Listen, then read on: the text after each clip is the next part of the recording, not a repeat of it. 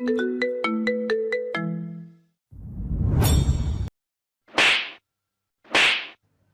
সাহস কি করে হয় আমাকে প্রেমপত্র দেওয়ার? আমি ইচ্ছা করে দেইনি। তোকে আর কিচ্ছু বলতে হবে না। তোদের মতো কিছু ছেলেদের জন্য আজকালকার মেয়েরা সমাজে অবহেলিত। প্রথম দিন ভার্সিটিতে এসে মেয়েদের প্রেমপত্র দেওয়া শুরু। জানি না সামনে আর কি কি করবি। তোকে দেখে তো মনে হয় একদম নিষ্পাপ বাচ্চা, কিন্তু তুই যে এমন একটা কাজ করবি তা তোকে দেখে কেউই বুঝতে পারবে না। আর শোন, আর কখনো কোনো মেয়ের সাথে এরকম করবি না, ওকে? মাথা নিচু করে দাঁড়িয়ে আছি। অনেক ছাত্রছাত্রী দাঁড়িয়ে আমাকে দেখছে। কোনো কিছু না করেও এইভাবে সবার সামনে অপমানিত হলাম। অবশ্য অপমানিত হওয়া আমার কাছে নতুন কিছু নয়। সেই ছোটবেলা থেকেই অপমানিত হয়ে আসছি। বাবা মা মারা গেছে তখন আমি অনেক ছোট।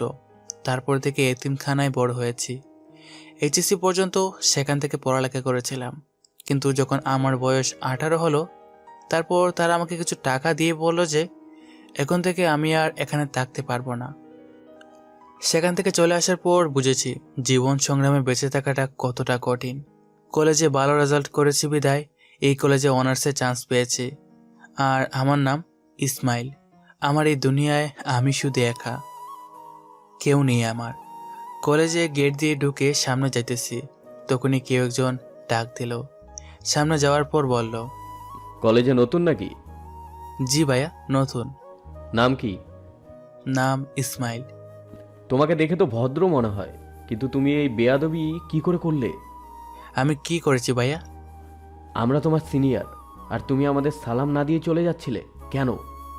দুঃখিত ভাইয়া, আমি খেয়াল করিনি, এখন থেকে দেব। ঠিক আছে, এবারের মতো মাফ করে দিলাম। এই খামটা নাও। আর ওই যে দেখছো না, ওই যে মেয়েটা দাঁড়িয়ে আছে কথা বলছে, ও আমার ফ্রেন্ড। তুমি ক্লাসে যাওয়ার সময় ওই মেয়েটাকে এই খামটা দিবে। এটা খুবই গুরুত্বপূর্ণ একটা কাগজ। আচ্ছা ভাইয়া, দেব। তারপর মেয়েটাকে খাম দেওয়ার পর কি হলো তা তো আপনারা জানেনই। ক্লাসে চলে আসলাম। কিছুক্ষণ পর দেখলাম ওই ছেলেগুলো আর ওই মেয়েটাও ক্লাসে আসছে। তার মানে ছেলেগুলো আমার সিনিয়র নয়। স্যার এসে সবার সাথে পরিচয় পর্ব সেরে নিলেন। প্রথম দিন ছিল বলে আজকে তেমন আর ক্লাস হয়নি। কলেজ থেকে বের হব, তখনই দেখলাম ওই ছেলেগুলো আড্ডা দিচ্ছে আর বলতে লাগলো, সাকিব, তুই তো ছোট লোককে ভালোই বোকা বানালি। ছেলেটাকে জাগ দিয়ে অনেক মজা পাইছি। তা যা বলেছিস, ছেলেটা কিন্তু ভীষণ বোকা। কালকে আবার নতুন কিছু দিতে হবে ওকে। এই বলে সবাই হাসতে লাগলো। কলেজ থেকে বের হয়ে আসলাম আর ভাবতে থাকলাম এদের থেকে যত দূরে থাকবো ততই ভালো। এক রুমের একটা বাসা ভাড়া করেছিলাম, আর এতিমখানা থেকে একটা হোটেলের চাকরির ব্যবস্থা করে দিয়েছিল 3টা থেকে রাত 9টা পর্যন্ত। বাসায় গিয়ে কিছু খেয়ে ঘুমিয়ে পড়লাম। ঘুম থেকে উঠতে একটু দেরি হয়ে গেছিল, তাই হোটেলে ঠিক টাইমে পৌঁছাতে পারি নাই। হোটেলে পৌঁছানোর পর ম্যানেজার বলল, এই জন্যই তোমাদের মতো ভার্সিটি পড়ুয়া ছেলেদের কাজ দিতে নেই, প্রথম দিনেই দেরি। সরি স্যার, আর হবে না। যাও কাজ করো। রাত 9টার সময় কাজ শেষ হলো। বাসায় আস্তে আস্তে 10টা বেজে গেল। রাতের খাবার হোটেলেই খাই। বাসায় এসে পড়তে বসলাম। পড়া শেষে ঘুমাতে গেলাম। সকালে ঘুম থেকে উঠে ফ্রেশ হয়ে কিছুক্ষণ পড়লাম, তারপর কলেজে গেলাম।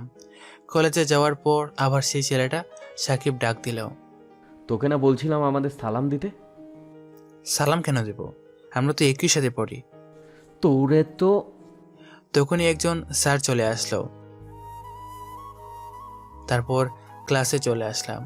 ক্লাস শেষ করে যখনই বাইরে আসবো তখনই একটা ছেলে আমাকে ধাক্কা দিল। তোর সাহস কি করে হয় আমাকে জড়িয়ে ধরার? আমি ইচ্ছে করে করিনি, কে যেন আমাকে ধাক্কা দিয়েছে। অন্যায় করে আবার মিথ্যা বলছিস? প্রথম দিন আমাকে লাভ লেটার দিলি, আজকে আবার জড়িয়ে ধরেছিস।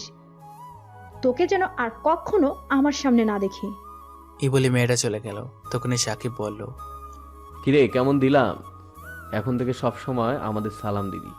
কিছু বললাম না, জানি এদের কিছু বলে লাভ হবে না। চলে আসলাম সেখান থেকে। রাস্তা দিয়ে ভাবছি আমি কি শুধু সবার কাছে অবহেলিত হয়েই থাকবো? বাইরের পৃথিবীটা যে কতটা কষ্টের তা এখন বুঝতে পারছি। বাসায় চলে আসলাম। আজকে আর ঘুমালাম না, ঠিক টাইমে হোটেলে চলে আসছি।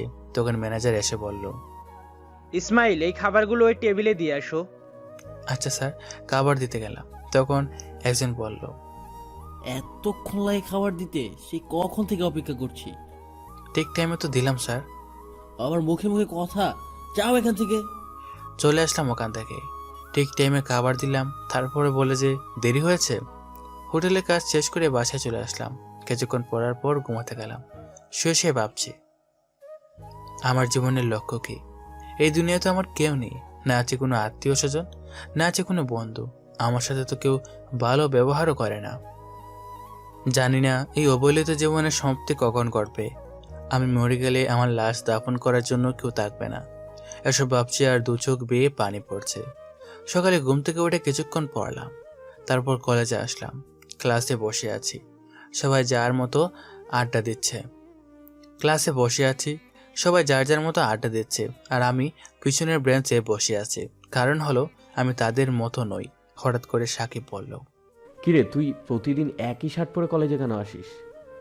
কলেজের মানবতার দেয়াল থেকে কিছু কাপড় নিস, ওগুলো তোর পরনে কাপড়ের থেকে ভালো। এটা বলার পরই সবাই হাসতে লাগলো, আর আমি মাথা নিচে করে চোখের পানি ফেলছি। স্যার ক্লাসে আসলো, পড়ানো শুরু করলেন। ক্লাস শেষ করে কলেজ ক্যান্টিনে আসলাম। খুবই ক্ষুধা লাগছিল, তাই কিছু খেতে গেলাম। একটা চেয়ারে বসে সিঙ্গারা খাচ্ছি, তখন সাকিব আর ওর বন্ধুরা আসলো। তারা সবাই আমার পাশে থাকা চেয়ারে বসলো। মামা, সিঙ্গারা দাও তো। তারা সবাই আমার পাশে বসে সিঙ্গারা খাচ্ছে। সিঙ্গারা খাওয়ার পর আমাকে দেখিয়ে বলল, মামা, সিঙ্গারার টাকা ও দেবে। আমাকে কিছু বলার সুযোগ না দিয়ে তারা চলে গেল। তারপর বাধ্য হয়ে আমাকে টাকা দিতে হলো। তারপর সেখান থেকে বাসায় চলে আসলাম। ভাবছি আজকে দুপুরে না খেয়ে থাকতে হবে। আমার মতো ছেলেরা না খেয়ে থাকলেও কারো যায় আসে না। বাসায় বসে এসব ভাবছি, তখনই পাশের বাসার এক বড় ভাই এসে বলল, ইসমাইল, তোমার রক্তের গ্রুপ কি? বি পজিটিভ ভাই। তুমি কি রক্ত দিতে পারবে? জি ভাই, পারবো। তারপর বড় ভাইয়ের সাথে হাসপাতালে গেলাম রক্ত দিতে। রক্ত দেওয়ার পর কিছুক্ষণ বেডে শুয়ে বিশ্রাম নিলাম। দুপুরে আর না খেয়ে থাকতে হয়নি, অনেক কিছু খেতে দিয়েছিল আমাকে। সেখান থেকে আর বাসায় গেলাম না, ওখান থেকে হোটেলে চলে গেলাম। আজকে অনেক দেরি হয়ে গেছে, জানি না আজকে গেলে ম্যানেজার কি বলবে। হোটেলে যাওয়ার পরই ম্যানেজার বলল, তোমার কি কোনো দায়িত্ববোধ নেই? তোমাকে বলেছিলাম না যে দেরি করবে না? সরি স্যার, এখানে আর না দাঁড়িয়ে থেকে যাও, কাজ করো। কাজ শেষ করে বাসায় আসলাম। শরীর খুবই খারাপ লাগছে, তাই আজকে আর পড়তে বসলাম না, তাড়াতাড়ি ঘুমিয়ে পড়লাম। সকালে ঘুম থেকে উঠে কিছুক্ষণ পড়লাম, তারপর কলেজে গেলাম। কলেজে যাওয়ার পর সাকিব ডাক দিল। ওদের ওখানে গিয়ে দেখলাম ওরা সবাই সিগারেট খাচ্ছে। আমি আবার সিগারেটের ধোঁয়া সহ্য করতে পারি না, তাই বললাম, যা বলবেন একটু তাড়াতাড়ি বলবেন, আমি সিগারেটের ধোঁয়া সহ্য করতে পারি না। আমার কথা শুনে ওরা সবাই হাসতে লাগলো। তারপর সাকিব বলল, তোকে তো আজকে এত সহজে ছাড়ছি না। তুই এখন আদিবাকে গিয়ে প্রপোজ করবি, তা না হলে তোকে সিগারেট খাওয়াবো। আদিবাকে? এখনো আদিবাকে চিনো না? যার কাছে তুই থাপ্পড় খাইলি সেই হলো আদিবা। আমি এটা করতে পারবো না। তাহলে তো তোকে জোর করে সিগারেট খাওয়াবো, তাও আবার অন্য স্টাইলে। এই গাঁজাগুলো সিগারেটের ভেতরে ভর, তারপর ওকে জোর করে খাওয়া। দয়া করে আমার সাথে এমনটা করবেন না। তাহলে যা আদিবাকে প্রপোজ কর। বাধ্য হয়ে প্রপোজ করতে গেলাম। আদিবার সামনে গিয়ে মাথা নিচু করে আদিবাকে প্রপোজ করলাম। ঠাস। ছোট লোকের বাচ্চা, তুই আবার আমাকে প্রপোজ করছিস? তোকে বলছিলাম না আর কখনো আমার সামনে আসবি না। তারপর আমাকে প্রিন্সিপালের রুমে নিয়ে গেল। তুমি আদিবাকে বিরক্ত কেন করছো? তোমার মতো ছেলেদের জন্য কলেজের মান সম্মান নষ্ট হয়। আমি তোমাকে কলেজ থেকে বহিষ্কার করব। আমি প্রিন্সিপালের পায়ে ধরে বলতে লাগলাম, স্যার দয়া করে আমাকে বহিষ্কার করবেন না, আর আর আমি কখনো এমনটা করব না। যদি আর কখনো তোমার নামে অভিযোগ আসে, তাহলে তুমি আর কখনো কোনো সুযোগ পাবে না। যাও এখন। তারপর সেখান থেকে চলে আসলাম। ভাবছি আমার সাথে কেন এমন হয়, আমি তো কারো কোনো ক্ষতি করি নাই, তারপরও তারা কেন আমার পিছনে পড়ে আছে।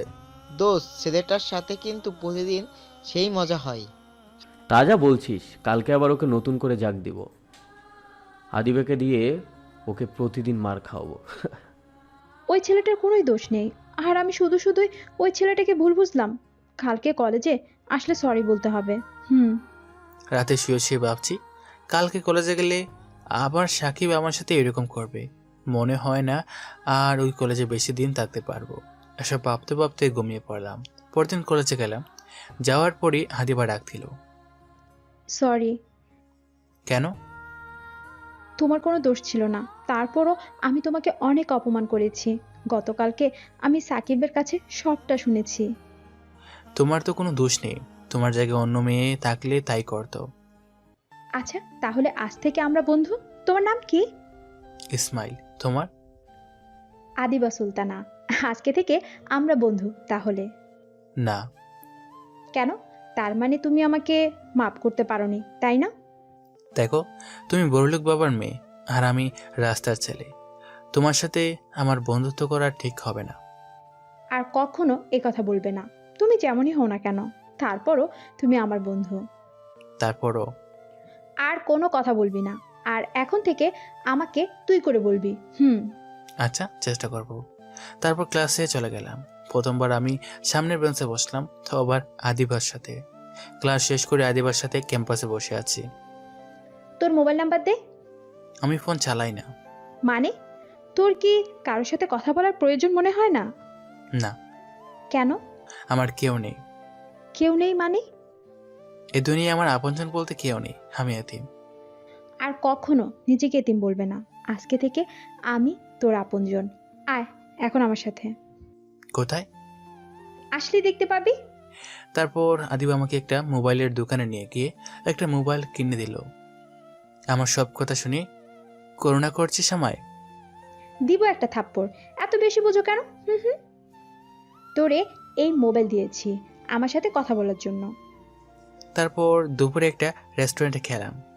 খাওয়ার পর আদিবাকে বললাম, আমি তাহলে এখন যাই। কোথায় যাবি? কাজে যাব। মানে? আমি একটা হোটেলে চাকরি করি, 3টা থেকে রাত 10টা পর্যন্ত। চল, আমি তোকে নামিয়ে দিয়ে আসি। তারপর আদিবা আমাকে ওর গাড়িতে করে আমাকে হোটেলে নামিয়ে দিল। হোটেলের কাজ শেষ করে বাসায় গেলাম। বাসায় যাওয়ার পর পড়তে বসলাম। তখনই আদিবা ফোন দিল। কি করিস? এইমাত্র বাসায় আসলাম, এখন পড়তেছি। ভালো। তা কিছু খেয়েছিস? হ্যাঁ, হোটেল থেকে খেয়েই এসেছি। তুই? এই মাত্র খেলাম। ভালো। আচ্ছা, তাহলে পর, কালকে কলেজে কথা হবে। আচ্ছা। পড়া শেষে ঘুমিয়ে পড়লাম। সকালে ঘুম থেকে উঠে ফ্রেশ হয়ে কিছুক্ষণ পড়লাম। তারপর কলেজে গেলাম। কলেজে যাওয়ার পর সাকিব ডাক দিল। এই ফকিন্নি, এদিকে আয়। কোথা থেকে যেন আদিবা এসে বলল। ও যাবে না। তা তুই বলার কে? আমি ওর বন্ধু। আর আজকে থেকে তোরা ওকে কোনো রকম বিরক্ত করবি না। তোরা এতদিন ওর সাথে যা করেছিস তা সবই আমি জানি। আর যদি কখনো ওর সাথে খারাপ কিছু করার চেষ্টা করিস, তাহলে প্রিন্সিপালের কাছে বলে তোকে কলেজ ছাড়া করব। এই বলে আমাকে নিয়ে অন্য জায়গায় চলে গেল।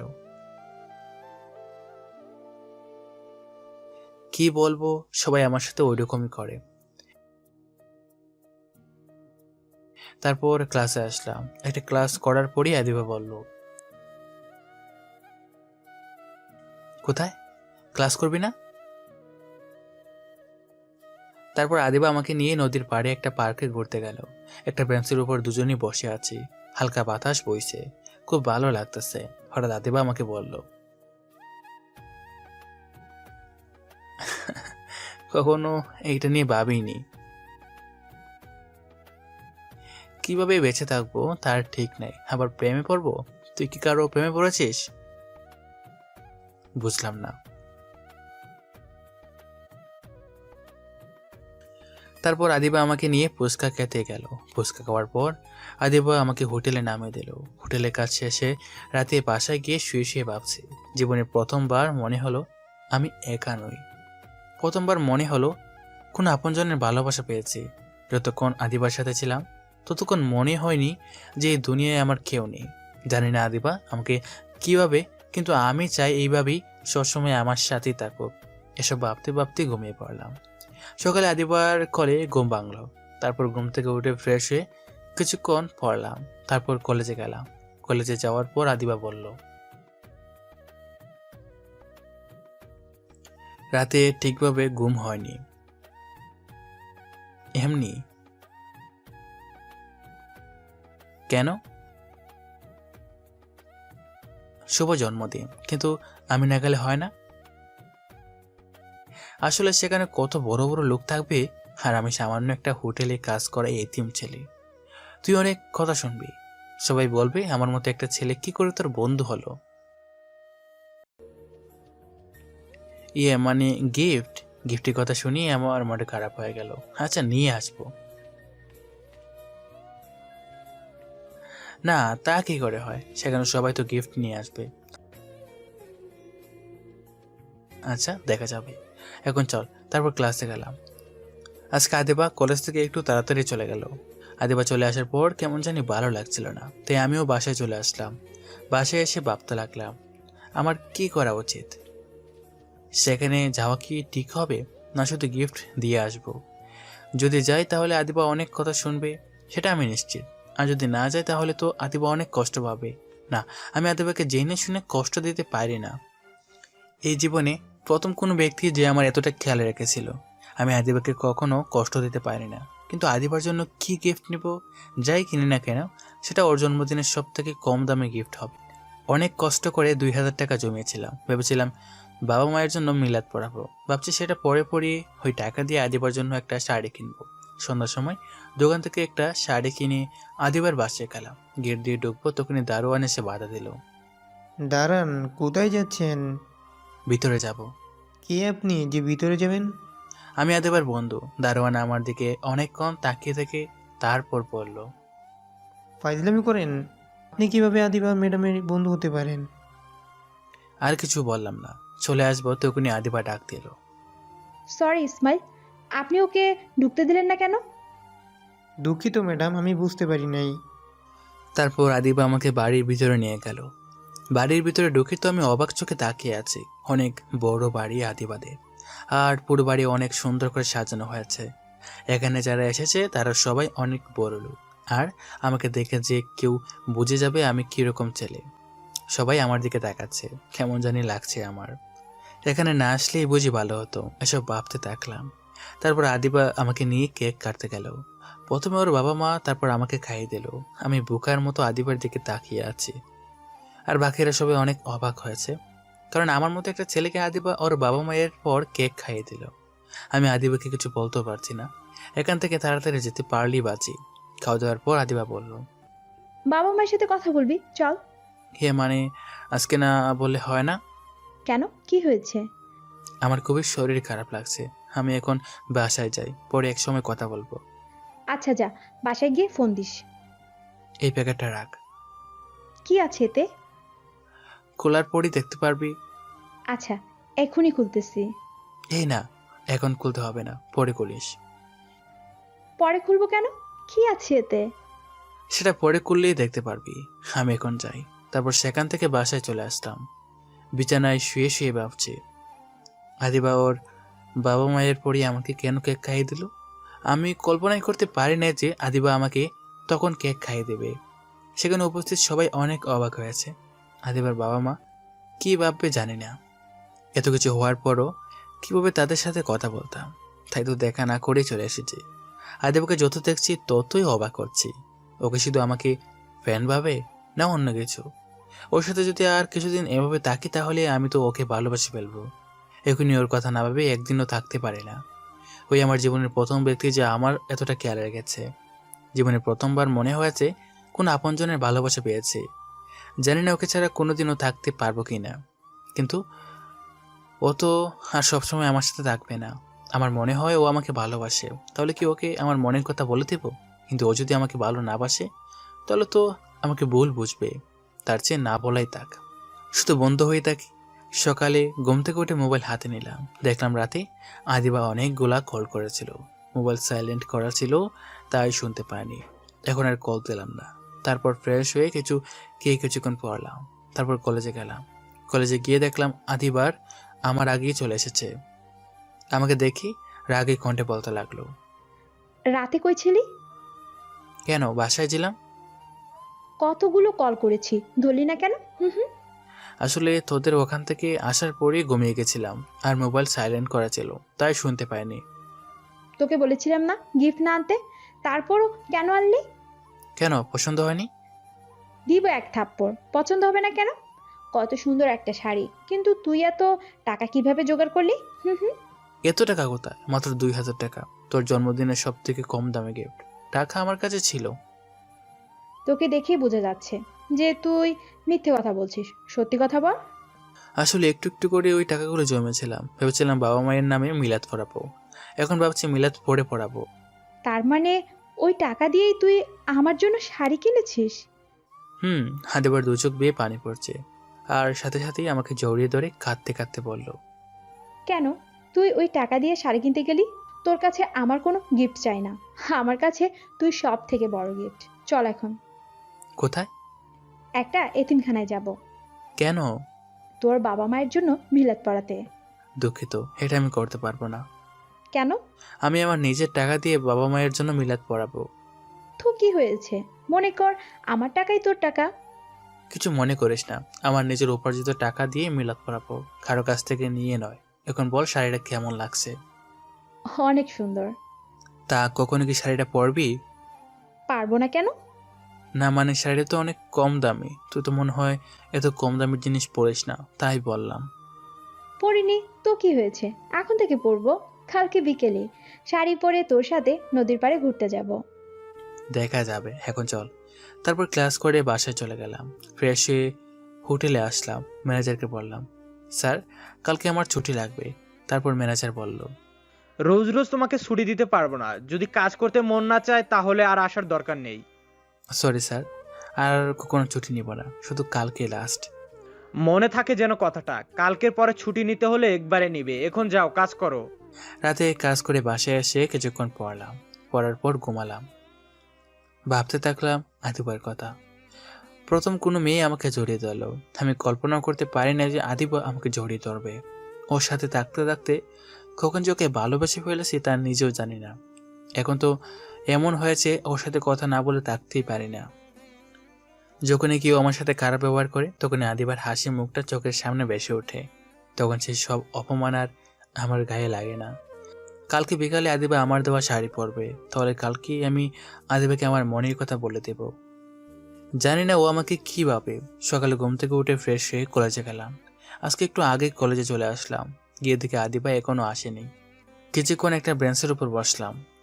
এর মধ্যে আদিবাও চলে এসেছে। আমার কাছে এসে বলতে লাগলো, আজকে এত তাড়াতাড়ি চলে আসলি? সব সময় তো আমার পরে আসতি। এমনি আগে চলে এসেছি। আজকে বিকেলে যখন ঘুরতে যাব তখন তোকে একটা কথা বলবো। আমিও তোকে কিছু বলবো, কি বলবি? তা সময় হলে জানতে পারবে। আচ্ছা ঠিক আছে, এখন চল ক্লাসে যাই। চল। ক্লাস শেষ করে বাসায় চলে আসলাম। গোসল করে কিছু খেলাম। তারপর একটু ঘুমে তৈরি হয়ে নদীর পাড়ে গেলাম আদিবার সাথে দেখা করতে। আদিবা আসার আগেই আমি সেখানে চলে গেছি। আমি খুবই চিন্তিত। জানি না আদিবাকে আমার ভালোবাসার কথা বললেও কীভাবে নেবে সেটা। যদিও আমাকে ভালো না বাসে, তাহলে হয়তো আমাদের বন্ধুত্ব ভেঙে যাবে। কিন্তু আমি তো আদিবাকে ছাড়া থাকতে পারবো না। অনেক ভালোবেসে ফেলছে ওকে, কিন্তু ও আমাকে কি কথা বলবে? ও কি আমায় ভালোবাসে? এসব মাথায় ঘুরপাক খাচ্ছে। এর ভিতর আদিবা চলে এসেছে।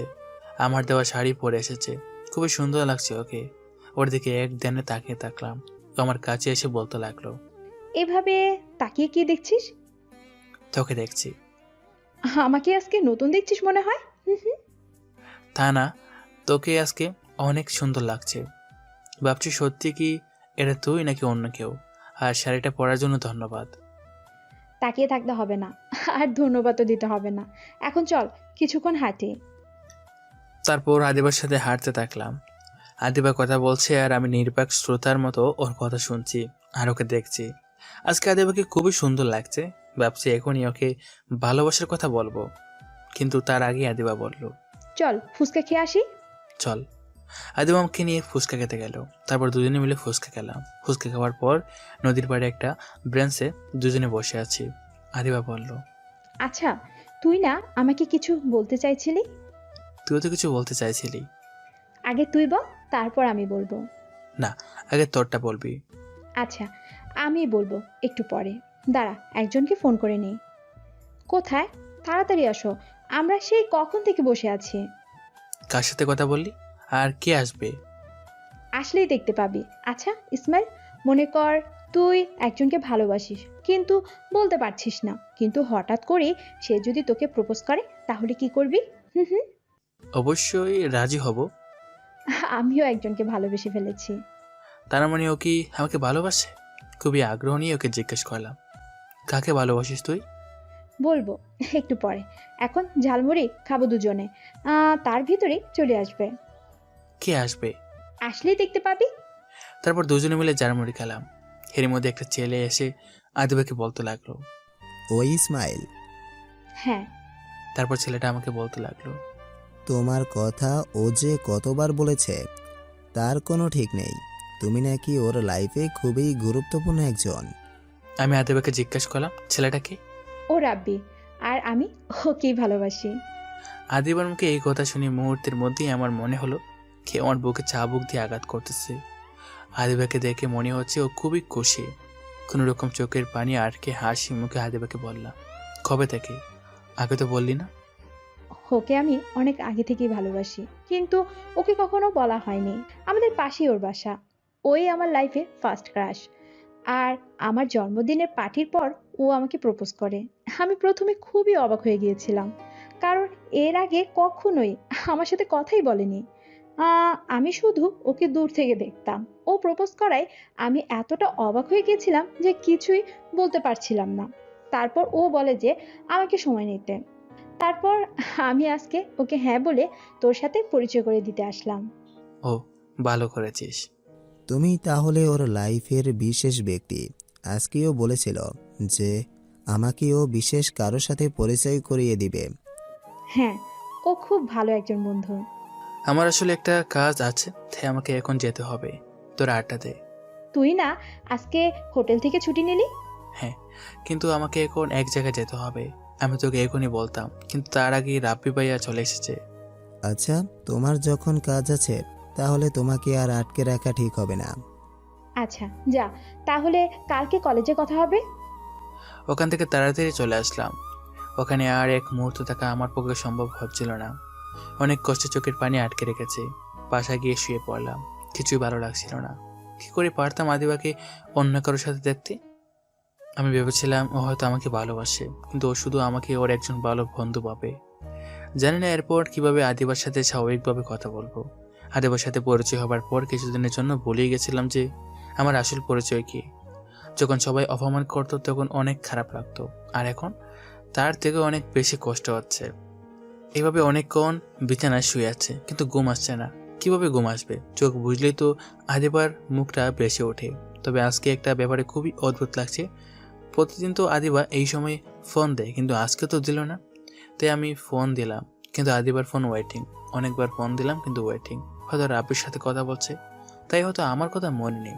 এখন হয়তো আদিবার কাছে আমার থেকে রাব্বি গুরুত্বপূর্ণ। থাকবেই বা না কেন? আমি তো ওর শুধু বন্ধু, আর রাব্বি তো ওর ভালোবাসা। এসব কথা ভাবছি আর চোখ দিয়ে পানি পড়ছে। কিছুক্ষণ পর মোবাইল স্ক্রিনে আদিবার নামটা বেশি উঠলো। চোখের পানি মুছে কল রিসিভ করলাম। তারপর আদিবা বলল, কি করছিস? শুয়ে আছি। তুই কি করিস? রাব্বির সাথে কথা বললাম এতক্ষণ। তুই তো তাড়াতাড়ি চলে আসলি। জানিস তারপরে আমরা কত আড্ডা দিয়েছি? আমার কাজ ছিল, তাই তো আগে চলে এসেছি। জানিস রাব্বি আমার প্রতি কত কেয়ারিং। আমি বাসায় আসছি কিনা, খেয়েছি কিনা, সব কিছু খবর রাখে। ও আমাকে অনেক ভালোবাসে। আমি খুবই ভাগ্যবান যে ওর মতো একজনকে পেয়েছি। ভালো, আমার খুব ঘুম পেয়েছে। রাখছি এখন। আচ্ছা। চোখের পানি আর কন্ট্রোল করতে পারছিলাম না, তাই তাড়াতাড়ি ফোন রেখে দিলাম। নিজের ভালোবাসার মানুষের মুখে যদি অন্য কারোর প্রশংসা শুনতে হয়, তাহলে এর চেয়ে কষ্টের আর কিছু নেই। আগে আদিবা ফোন দিলে আমার খোঁজখবর রাখতো, আর এখন আদিবার খোঁজখবর অন্য কেউ রাখে। হয়তো আদিবা রাবের সাথে অনেক সুখী থাকবে। আমি না হয় আদিবার বন্ধু হয়ে সারা জীবন থাকবো। একটা দুঃস্বপ্ন ভেবে সবকিছু ভুলে যাব। সকালে ঘুম থেকে উঠে দেখলাম অনেক সময় হয়ে গেছে। রাতে ঠিকমতো ঘুমাতে পারিনি, তাই সকালে তাড়াতাড়ি উঠতে পারিনি। তাড়াতাড়ি ফ্রেশ হয়ে কিছু খেয়ে কলেজে গেলাম। কলেজে গিয়ে দেখলাম আদিবা এখনো আসেনি। একা একা একটা বেঞ্চের উপর বসে আছি। ক্লাসের সময় হয়ে গেল, কিন্তু আদিবার এখনো এলো না। তাই ফোন দিলাম আদিবাকে। কোথায় তুই? কলেজে আসবি না? আজকে আসবো না, রাব্বির সাথে নদীর পাড়ে ঘুরতে আসছি। আচ্ছা ঠিক আছে, রাখছি তাহলে। গতকালকেও তো আদিবার সাথে কথা বললাম, তখন তো বললো না যে আজকে কলেজে আসবে না। হয়তো আমাকে বলার প্রয়োজন মনে করেনি। আমি একাই ক্লাস করলাম, তারপর বাসায় চলে আসলাম। বাসায় এসে ফ্রেশ হয়ে হোটেলে যাবার জন্য রওনা দিলাম। রাস্তা দিয়ে হাঁটছি আর ভাবছি, কেন যে আদিবার সাথে পরিচয় হলো, তাহলে হয়তো এখন কষ্ট পেতাম না। জীবনের সব কিছুতেই তো অবহেলিত হয়ে এসেছি। ভালোবাসার বেলায় তার ব্যতিক্রম কেন হবে? এসব ভাবছি আর হাঁটছি, তখনই দেখলাম আদিবা আর রাব্বি বাইকে করে যাচ্ছে। রাব্বি বাইকে চালাচ্ছে আর আদিবা ওর পিছন থেকে জড়িয়ে ধরে যাচ্ছে। আমি আর ওদের ডাক দিলাম না, ওরা ওদের মতো যাচ্ছে। আমি তাড়াতাড়ি হোটেলে চলে গেলাম। আদিবাকে অন্য কারোর সাথে দেখলে খুবই খারাপ লাগে। ও তো এখন খুবই ব্যস্ত, তাই হয়তো আমার খবর নেওয়ার সময় পাইনি। হোটেলে এসে কাজ করতেছিলাম। আজকে কেন জানি কাজ করতেও ভালো লাগছিল না। অন্যমনস্ক হয়ে খাবার নিয়ে একটা টেবিলে গেলাম। অসাবধানবশত কিছু খাবার একটা মেয়ের গায়ে পড়ল। এর ভিতরে ম্যানেজার চলে এসেছে। কি হয়েছে এখানে? আমরা খুবই দুঃখিত ম্যাম, দয়া করে আর রাগারাগি করবেন না, তাতে আমাদের হোস্টেলের সম্মান নষ্ট হবে। আমরা ওর বিচার করব। ইসমাইল, তুমি আমার সাথে এসো। ম্যানেজার আমাকে নিয়ে একটা রুমে গেল, তারপর বলতে লাগলো, তোমার কি কাজ করার ইচ্ছা নেই? মাঝে মাঝে ছুটি নাও, সময় মতো আসো না। তার উপর আবার আজকে যেই ঘটনা ঘটালে, এরপর আর তোমাকে কাজে রাখা সম্ভব নয়। স্যার দয়া করে আমাকে কাজ থেকে বের করে দিবেন না, কথা দিচ্ছি এরপর আর আমার নামে কোনো অভিযোগ আসতে দিব না। মাফ করতে পারি এক শর্তে। এখন গিয়ে ওই মেয়েটার কাছে সরি বলবে। সে যদি মাফ করে তাহলে তোমার চাকরি থাকবে। ঠিক আছে স্যার। তারপর মেয়েটার কাছে গিয়ে বললাম, সরি ম্যাম, আমাকে মাফ করে দিন, আমার ভুল হয়ে গেছে।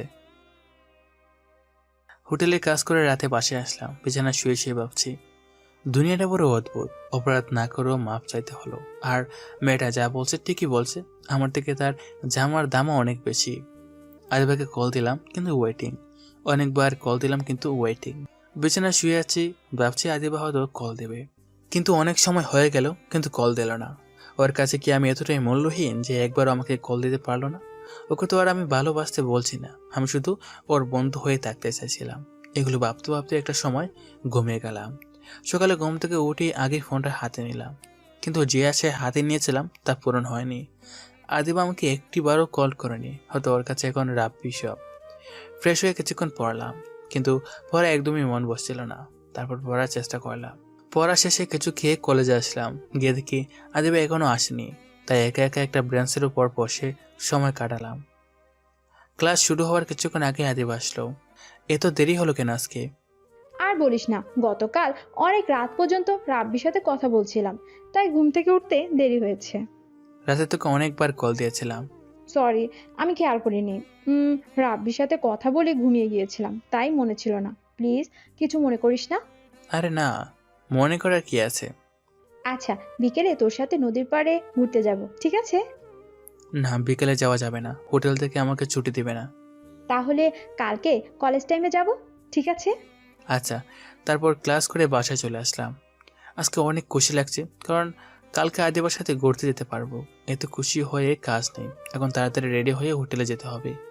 দেরি করলে চাকরি থাকবে না, আমাকে আর কোনো সুযোগ দিবে না। ঠিক সময় হোটেলে চলে আসলাম, তারপর নিজের কাজ করতে লাগলাম। আমাকে দেখে ম্যানেজার বলতে লাগলো, প্রতিদিন এভাবে ঠিক সময় আসবে আর ভালোভাবে কাজ করবে। জি স্যার। আজকে কাজ করে কেন জানি অনেক আনন্দ পাচ্ছি, হয়তো আদিবার জন্য, কারণ কালকে ওর সাথে নদীর পাড়ে ঘুরতে যাব।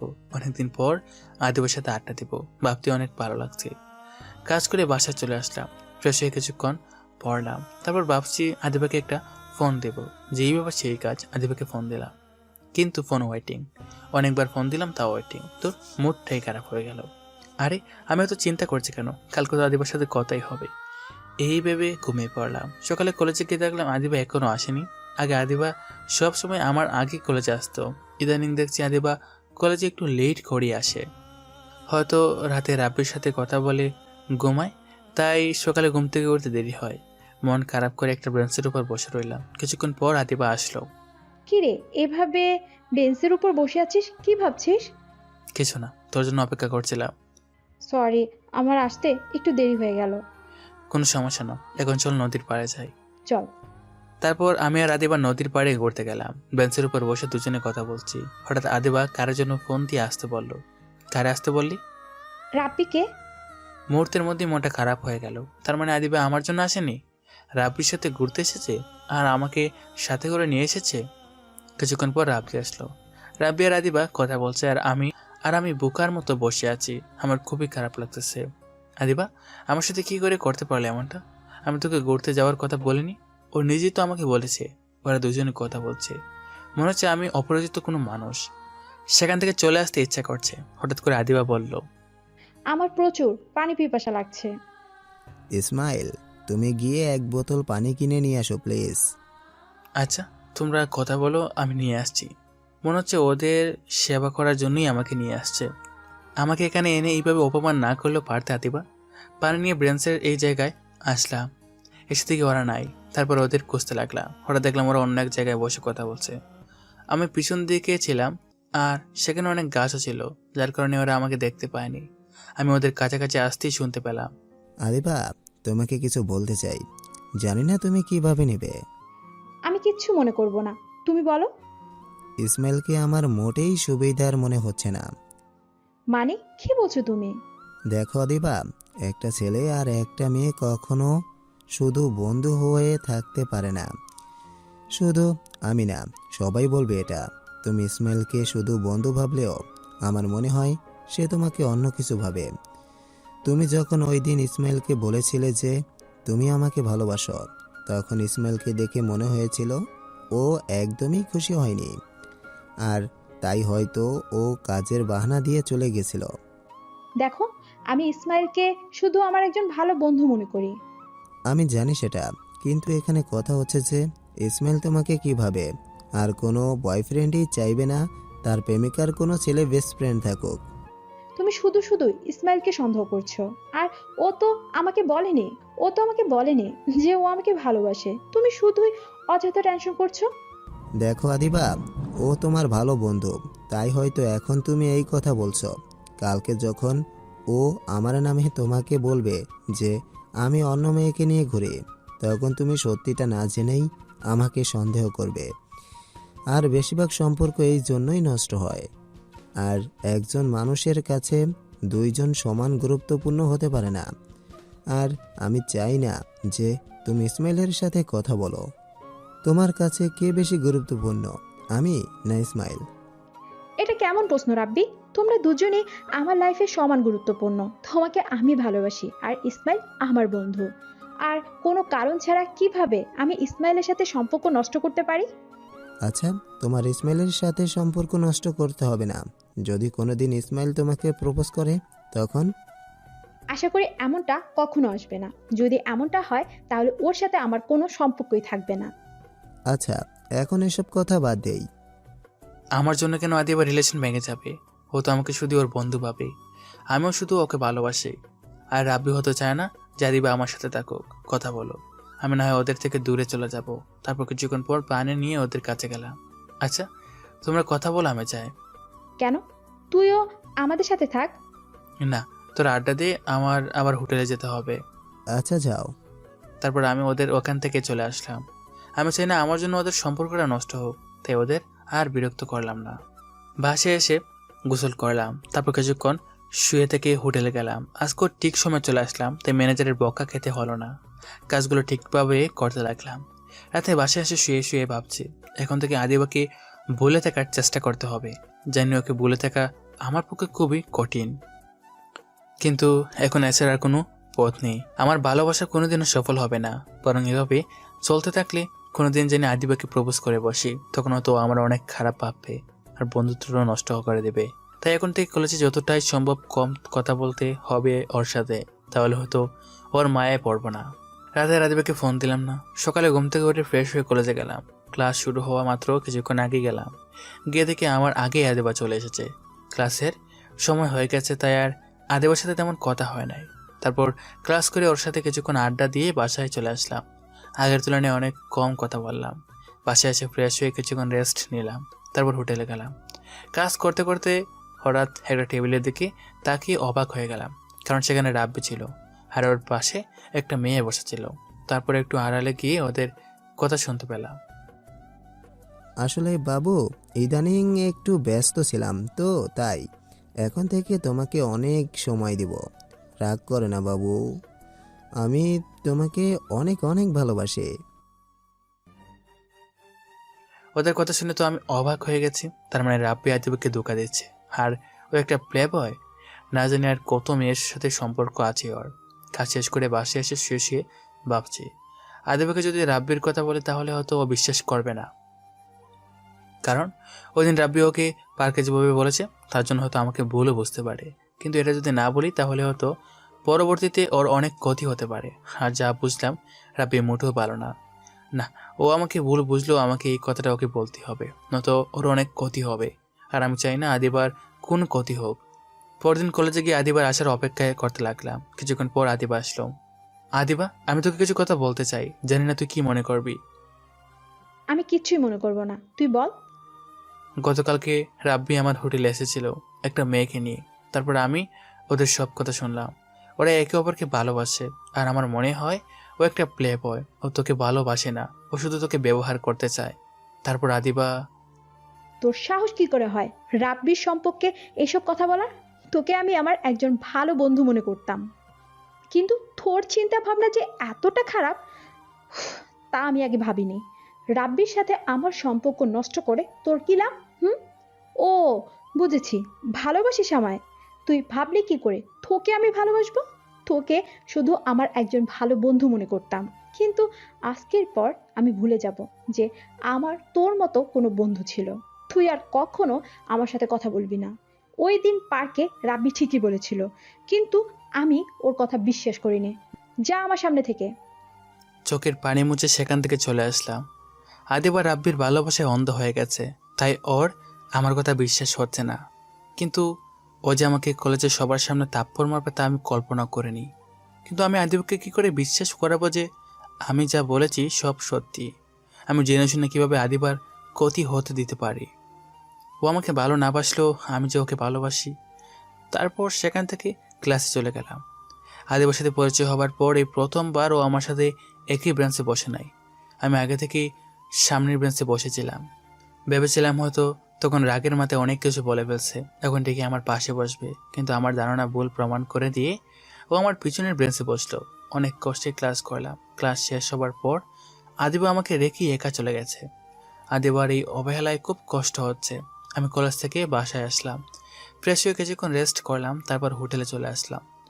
ইসমাইল আমার সাথে এমনটা করবে কখনো কল্পনাও করিনি। শেষ পর্যন্ত রাব্বির কথাই সত্যি হলো। সেই দিন যদি ওর কথা বিশ্বাস করতাম তাহলে আজকে এই দিনটা দেখতেই হতো না।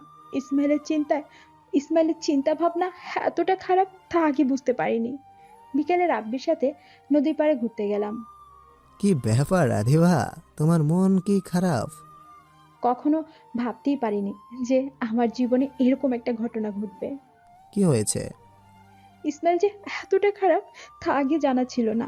ওকে আমি আমার একজন ভালো বন্ধু মনে করতাম, আর ওর কত বড় সাহস তোমার সম্পর্কে বাজে কথা বলে। কি বলেছে? তোমাকে নাকি ও কোন মেয়ের সাথে দেখেছে, তোমরা নাকি একে অপরকে ভালোবাসো। কথাটা শুনে আমার এতটা রাগ হচ্ছিল যে সাথে সাথে ওকে থাপ্পড় মেরেছি আর ওর সাথে বন্ধুত্ব শেষ করেছি। সেই দিন তোমার কথা বিশ্বাস না করে অনেক বড় ভুল করে ফেলেছি। যা হবার হয়েছে, এটা নিয়ে আর চিন্তা করো না। তুমি যা করেছো ভালোই করেছো। ওই দিন তো আমার কথা বিশ্বাস করলে না, আর এখন নিজেই তো দেখলে। আমার আগেই সন্দেহ হয়েছিল। ওকে দেখে আমার মোটেই ভালো ছেলে মনে হয়নি। ও তোমার টাকা দেখে তোমার সাথে বন্ধুত্ব করেছে, তারপর তোমাকে ভালোবাসার ফাঁদে ফেলে সব সম্পত্তি ওর নামে করতে চেয়েছিল। ঠিকই বলেছ, কিন্তু ওর আর সেই সুযোগ কখনোই পাবে না। আচ্ছা, এখন এইসব বাদ দাও, চলো আমরা সামনের দিকটায় যাই। হোটেলে এসে কাজ করতে লাগলাম। কাজ শেষ করে রাতে বাসায় আসলাম। বিছানায় শুয়ে শুয়ে ভাবছি, আবার আমি একা হয়ে গেলাম। আদিবাকে কি করে বোঝাবো যে রাব্বি ভালো ছেলে নয়? আমার নাম্বারও ব্ল্যাক লিস্টে রেখেছে। ও রাব্বির ভালোবাসায় অন্ধ হয়ে গেছে। একদিন আগে কলেজের সবাই জানতো আমরা দুজন খুব ভালো বন্ধু, আর আজকে সেই আদিবাই আমাকে সবার সামনে থাপ্পড় মারলো। এতটা অন্ধভাবে কাউকে ভালোবাসা উচিত নয়। ও একবার পরীক্ষা করে দেখতে পারতো যে আমি সত্যি বলছি না মিথ্যা। কালকে কলেজে যাওয়ার পর আদিবাকে আবার বোঝাতে হবে। ও আমাকে যতই অপমান করুক না কেন, ওর সামনে আমাকে সত্যিটা তুলে ধরতেই হবে। সকালে ঘুম থেকে উঠে ফ্রেশ হয়ে কিছুক্ষণ পড়লাম, তারপর কলেজে গেলাম। কলেজে গিয়ে দেখলাম আদিবা ওর বান্ধবীদের সাথে কথা বলছে। আদিবা, তোর সাথে আমার কথা আছে। তোকে বলছি না তুই আর কখনো আমার সামনে আসবি না, আর কখনো আমার সাথে কথাও বলবি না। তারপরও ব্যাহের মতো কেন আবার আমার কাছে এসেছিস? দেখা দিবা, তুই আমাকে যা বলার পর দয়া করে আমার কথাটা একবার বিশ্বাস কর। তুই ওর ভালোবাসা অন্ধ হয়ে গেছিস, তাই এখন তোর আমার কথা বিশ্বাস হচ্ছে না। তুই একবার চিন্তা করে দেখ, আমি সত্যিই নাকি মিথ্যা বলছি। অনেক হয়েছে, আর একবারও রাব্বির সম্পর্কে বাজে কথা বলবি না।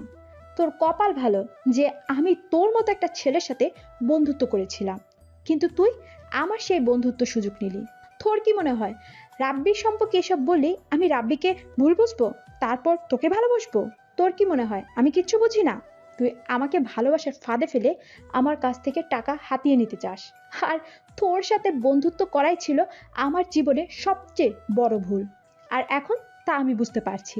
তুই আর কখনো আমার সামনে আসবি না। এ বলে আদিবা চলে যেতে লাগলো। তখন আমি আদিবার হাত ধরে ওকে কিছু বলতে যাব, তার আগেই ছোট লোকের বাচ্চা, তোর সাহস কি করে হয় আমার হাত ধরার? তুই কোন সাহসে আমার হাত ধরলি? আর তোর তো মনে হয় জন্মেরও ঠিক নেই। তুই ভাবলি কি করে আমি তোকে ভালোবাসবো? তোকে করুণা করে তোর সাথে বন্ধুত্ব করেছিলাম, কিন্তু তুই তারও যোগ্য নস। তোর মতো এতিম ছেলেকে কেউ কোনোদিন ভালোবাসবে না। চোখের পানি মুছতে লাগলাম। এটা ঠিক যে আমি তোকে ভালোবাসি, কিন্তু এটা ঠিক নয় যে আমি তোর টাকার লোভে তোকে ভালোবাসি। তুই ঠিকই বলেছিস, আমার হয়তো জন্মেরই ঠিক নেই, তাই তো আমি জানি না যে কে আমার বাবা মা। তোর সাথে পরিচয় হবার আগ পর্যন্ত আমার জীবনে কখনো খুশি আসেনি। তুই ঠিকই বলেছিস যে আমি একটা এতিম ছেলে। তোর সাথে পরিচয় হবার পর আমি ভুলে গেছিলাম যে আমি একটা এতিম ছেলে। আজকে তুই মনে করিয়ে দিয়ে ভালোই করেছিস। আজকে পর থেকে এতিম ছেলেটা তোকে আর বিরক্ত করবে না। তবে একটা কথা মনে রাখ, একদিন ঠিকই তুই আমার কথা বুঝবি, হয়তো তখন আমি থাকবো না। তারপর সেখান থেকে চলে আসলাম। এসে একটা ব্রেঞ্চের উপর বসে আছি আর চোখের পানি ফেলতেছি। হঠাৎ করে সাকিব আমার কাছে এসে, তোর সাহস কি করে হয় আদিবার হাত ধরার? এতদিন আদিবার জন্য তোকে কিছু বলতে পারি নাই, ভেবেই পাচ্ছি না তোর মতো ছেলের সাথে আদিবা কি করে বন্ধুত্ব করলো। যাক, অবশেষে আদিবাও ভুল বুঝতে পেরেছে। আজকে তোকে এমন মারবো যে আর কোনোদিনও আদিবার পিছনে পড়বি না। তারপর আমাকে অনেক মারলো। কোনো কিছুই বলতে পারি নাই, মুখ বুঝে সব সহ্য করেছি। আমি তো আদিবার কোনো ক্ষতি করিনি, শুধু ওর সাহায্য করতে চাইছিলাম, কিন্তু তার প্রতিদানও এভাবে দিতেই হবে তা আমি কোনোদিনও ভাবতে পারি নাই। কোনো মতে বাসায় চলে আসলাম। বাসায় এসে শুয়ে পড়লাম। হাতে কোনো টাকাও নেই যে ডাক্তারে দেখাবো। মারের কারণে জ্বর চলে আসলো, চোখ দুটো বন্ধ হয়ে আসছে, আর কিছু মনে নেই। চোখ খুলে দেখে আমি একটা বিছানায় শুয়ে আছি। তারপর পাশে তাকিয়ে দেখলাম যে পাশের বাসার বড় ভাই আছে। আমি চোখ খুলছি দেখে বলতে লাগলো, তোর জ্ঞান ফিরেছে, আমি ডাক্তারকে নিয়ে আসি।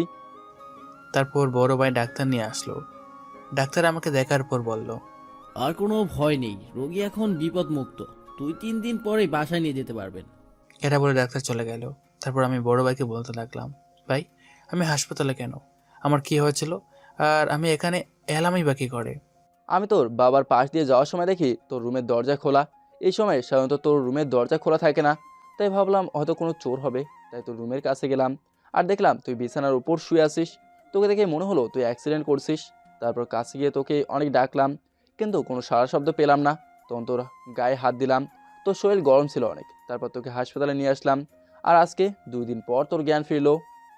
বড় ভাইয়ের কাছ থেকে এসব শোনার পর আমি আমার সাথে ঘটে যাওয়া ঘটনার কথা মনে করতে লাগলাম। মনে করতে চোখ দিয়ে পানি গড়িয়ে পড়ল। তোর চোখে পানি কেন? কি হয়েছে আমাকে বল তো। তারপর বড় বাইরে আমার সাথে গড়ে যাওয়া সব কিছু বললাম। এত কিছু হয়েছে তোর সাথে, মন খারাপ করিস না। দেখবি একদিন ঠিকই আদিবা ওর ভুল বুঝতে পারবে, আর সেদিন এসে ও তোর কাছে ক্ষমা চাবে। হয়তো সেদিন আমি থাকবো না। তোর যত সব বাজে কথা। এখন একটু ঘুমা, তোর শরীর খুবই দুর্বল। আমি একটু বাসা থেকে আসি। আচ্ছা ভাই। তারপর শুয়ে শুয়ে ভাবতে লাগলাম, মানুষ বড়ই অদ্ভুত। একসময় আদিবা আমাকে বলেছিল আমি যেন আর কোনোদিন নিজেকে এতিম না বলি, কিন্তু সেই আদিবাই আমাকে এতিম বলে অপমান করলো। কখন যে ঘুমিয়ে পড়ছিলাম নিজেও জানি না। কিছুক্ষণ পর ঘুম ভাঙলো, দেখলাম বড় ভাই আমার পাশে। যাকে আমার সব কিছু ভেবেছিলাম তার জন্য আজকে আমার এই অবস্থা, অথচ আপনি আমার রক্তের কেউ নন, তারপরে আমার জন্য এত কিছু করছেন। জানি না আপনার এই ঋণ আমি কীভাবে শোধ করব। অনেক বেশি কথা বলিস তুই। তোকে বলেছে ঋণ শোধ করতে? তুই না, আমি তোর ঋণ কিভাবে শোধ করব আমি জানি না। মানে? তুই ওই দিন যদি আমার বোনকে রক্ত না দিতি তাহলে হয়তো তাকে বাঁচানো যেত না। তাছাড়া তোর মতো ছেলে আমি খুব কমই দেখেছি। তোর জায়গায় যদি অন্য কোনো ছেলে থাকতো তাহলে হয়তো খারাপ পথে যেত, কিন্তু তুই ঠিক তার উল্টো। আমার বিশ্বাস একদিন তুই অনেক বড় হবি। 2 দিন হাসপাতালে থাকার পর আজকে রিলিজ দিল। এই 2 দিন বড় ভাই প্রায় সব সময় আমার পাশে ছিল। হাসপাতাল থেকে রিলিজ পেয়ে বাসায় চলে আসলাম। এখন অনেকটাই সুস্থ। বাসায় আসার পর রেস্ট নিয়ে হোটেলে গেলাম। অনেকদিন হোটেলে যাই না, জানি না ম্যানেজার কি বলবে। হোটেলে যাওয়ার পর আমাকে দেখে ম্যানেজার বলল, তুমি এখানে কেন? স্যার আমি খুবই দুঃখিত এতদিন না আসার জন্য। আসলে আর কিছু বলতে হবে না। আমি কি তোমার কাছে কিছু জানতে চেয়েছি? এতদিন আসো নাই ভালো কথা, আর আসতেও হবে না।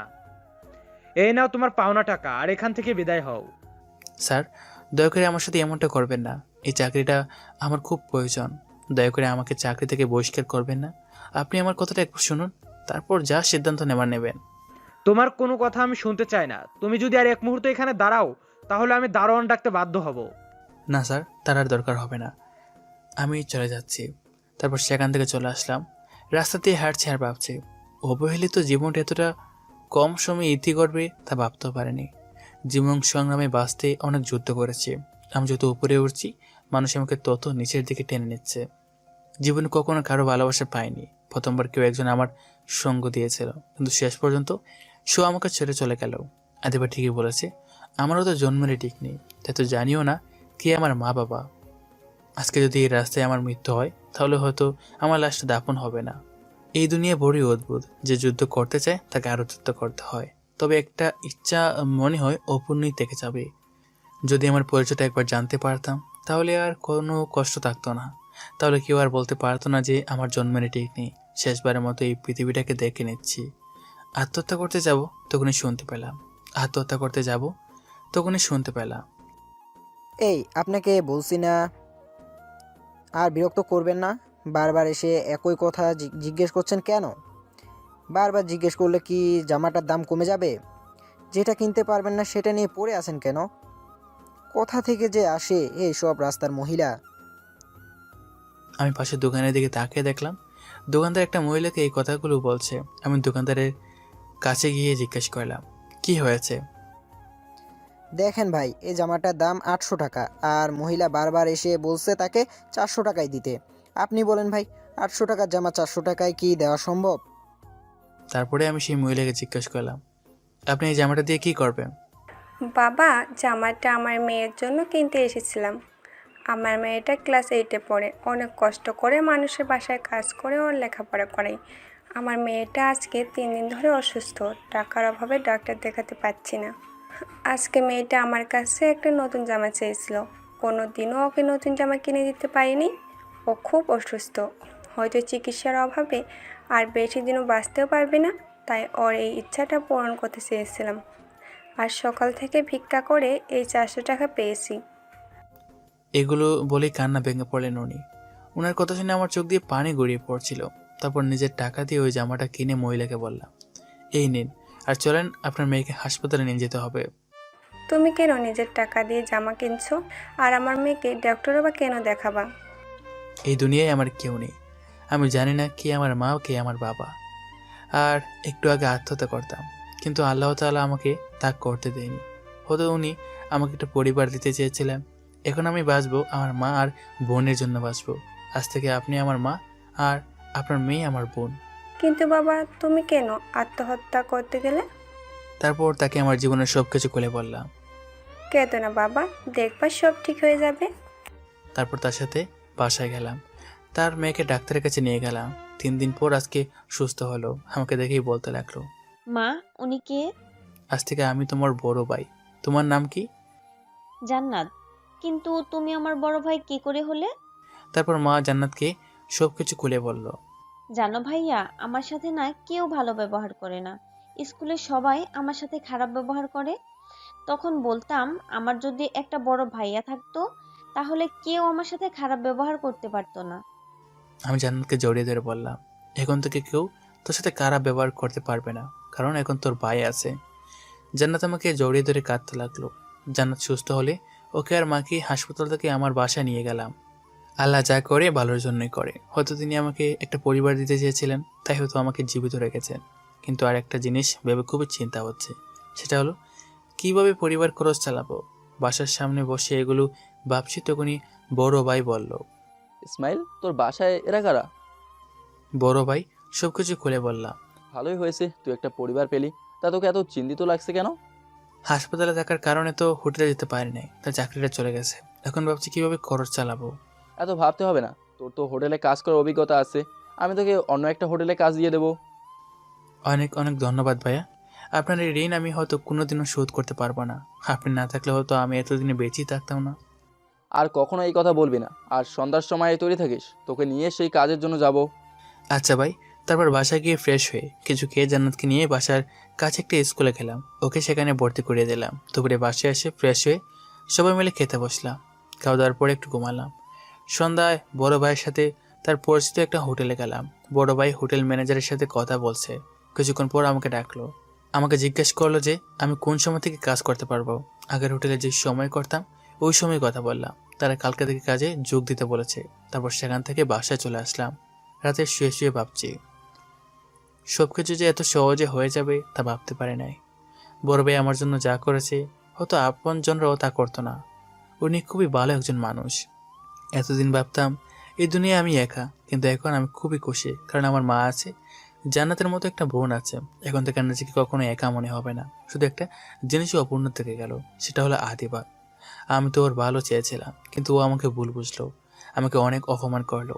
যেদিন রাব্বি সত্যিটা ও জানতে পারবে, সেদিন হয়তো ও আমাকে মনে পড়বে। হয়তো ওর সাথে বন্ধুত্ব করাই আমার উচিত হয়নি। যদি ওর সাথে বন্ধুত্ব না করতাম তাহলে হয়তো ওর মায়ায় পড়তাম না, আর এখন কষ্ট পেতাম না।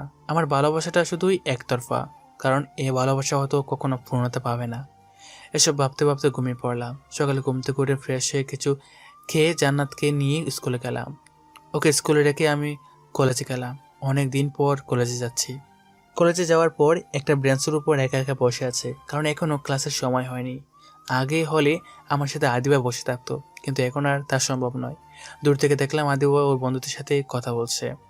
আদিবা আমাকে দেখেনি, কারণ আমি এমনভাবে আছি যাতে আদিবার চোখ আমার উপর না পড়ে। ও আমাকে বলেছিল আমার মুখ যাতে ওর দেখতে না হয়, তাই যতটা সম্ভব ওর থেকে দূরে থাকতে হবে। একটু আগে ভুলবশত ওর দিকে চোখ পড়েছে, না আর কখনো বেহায়ার মতো ওর দিকে তাকানো যাবে না।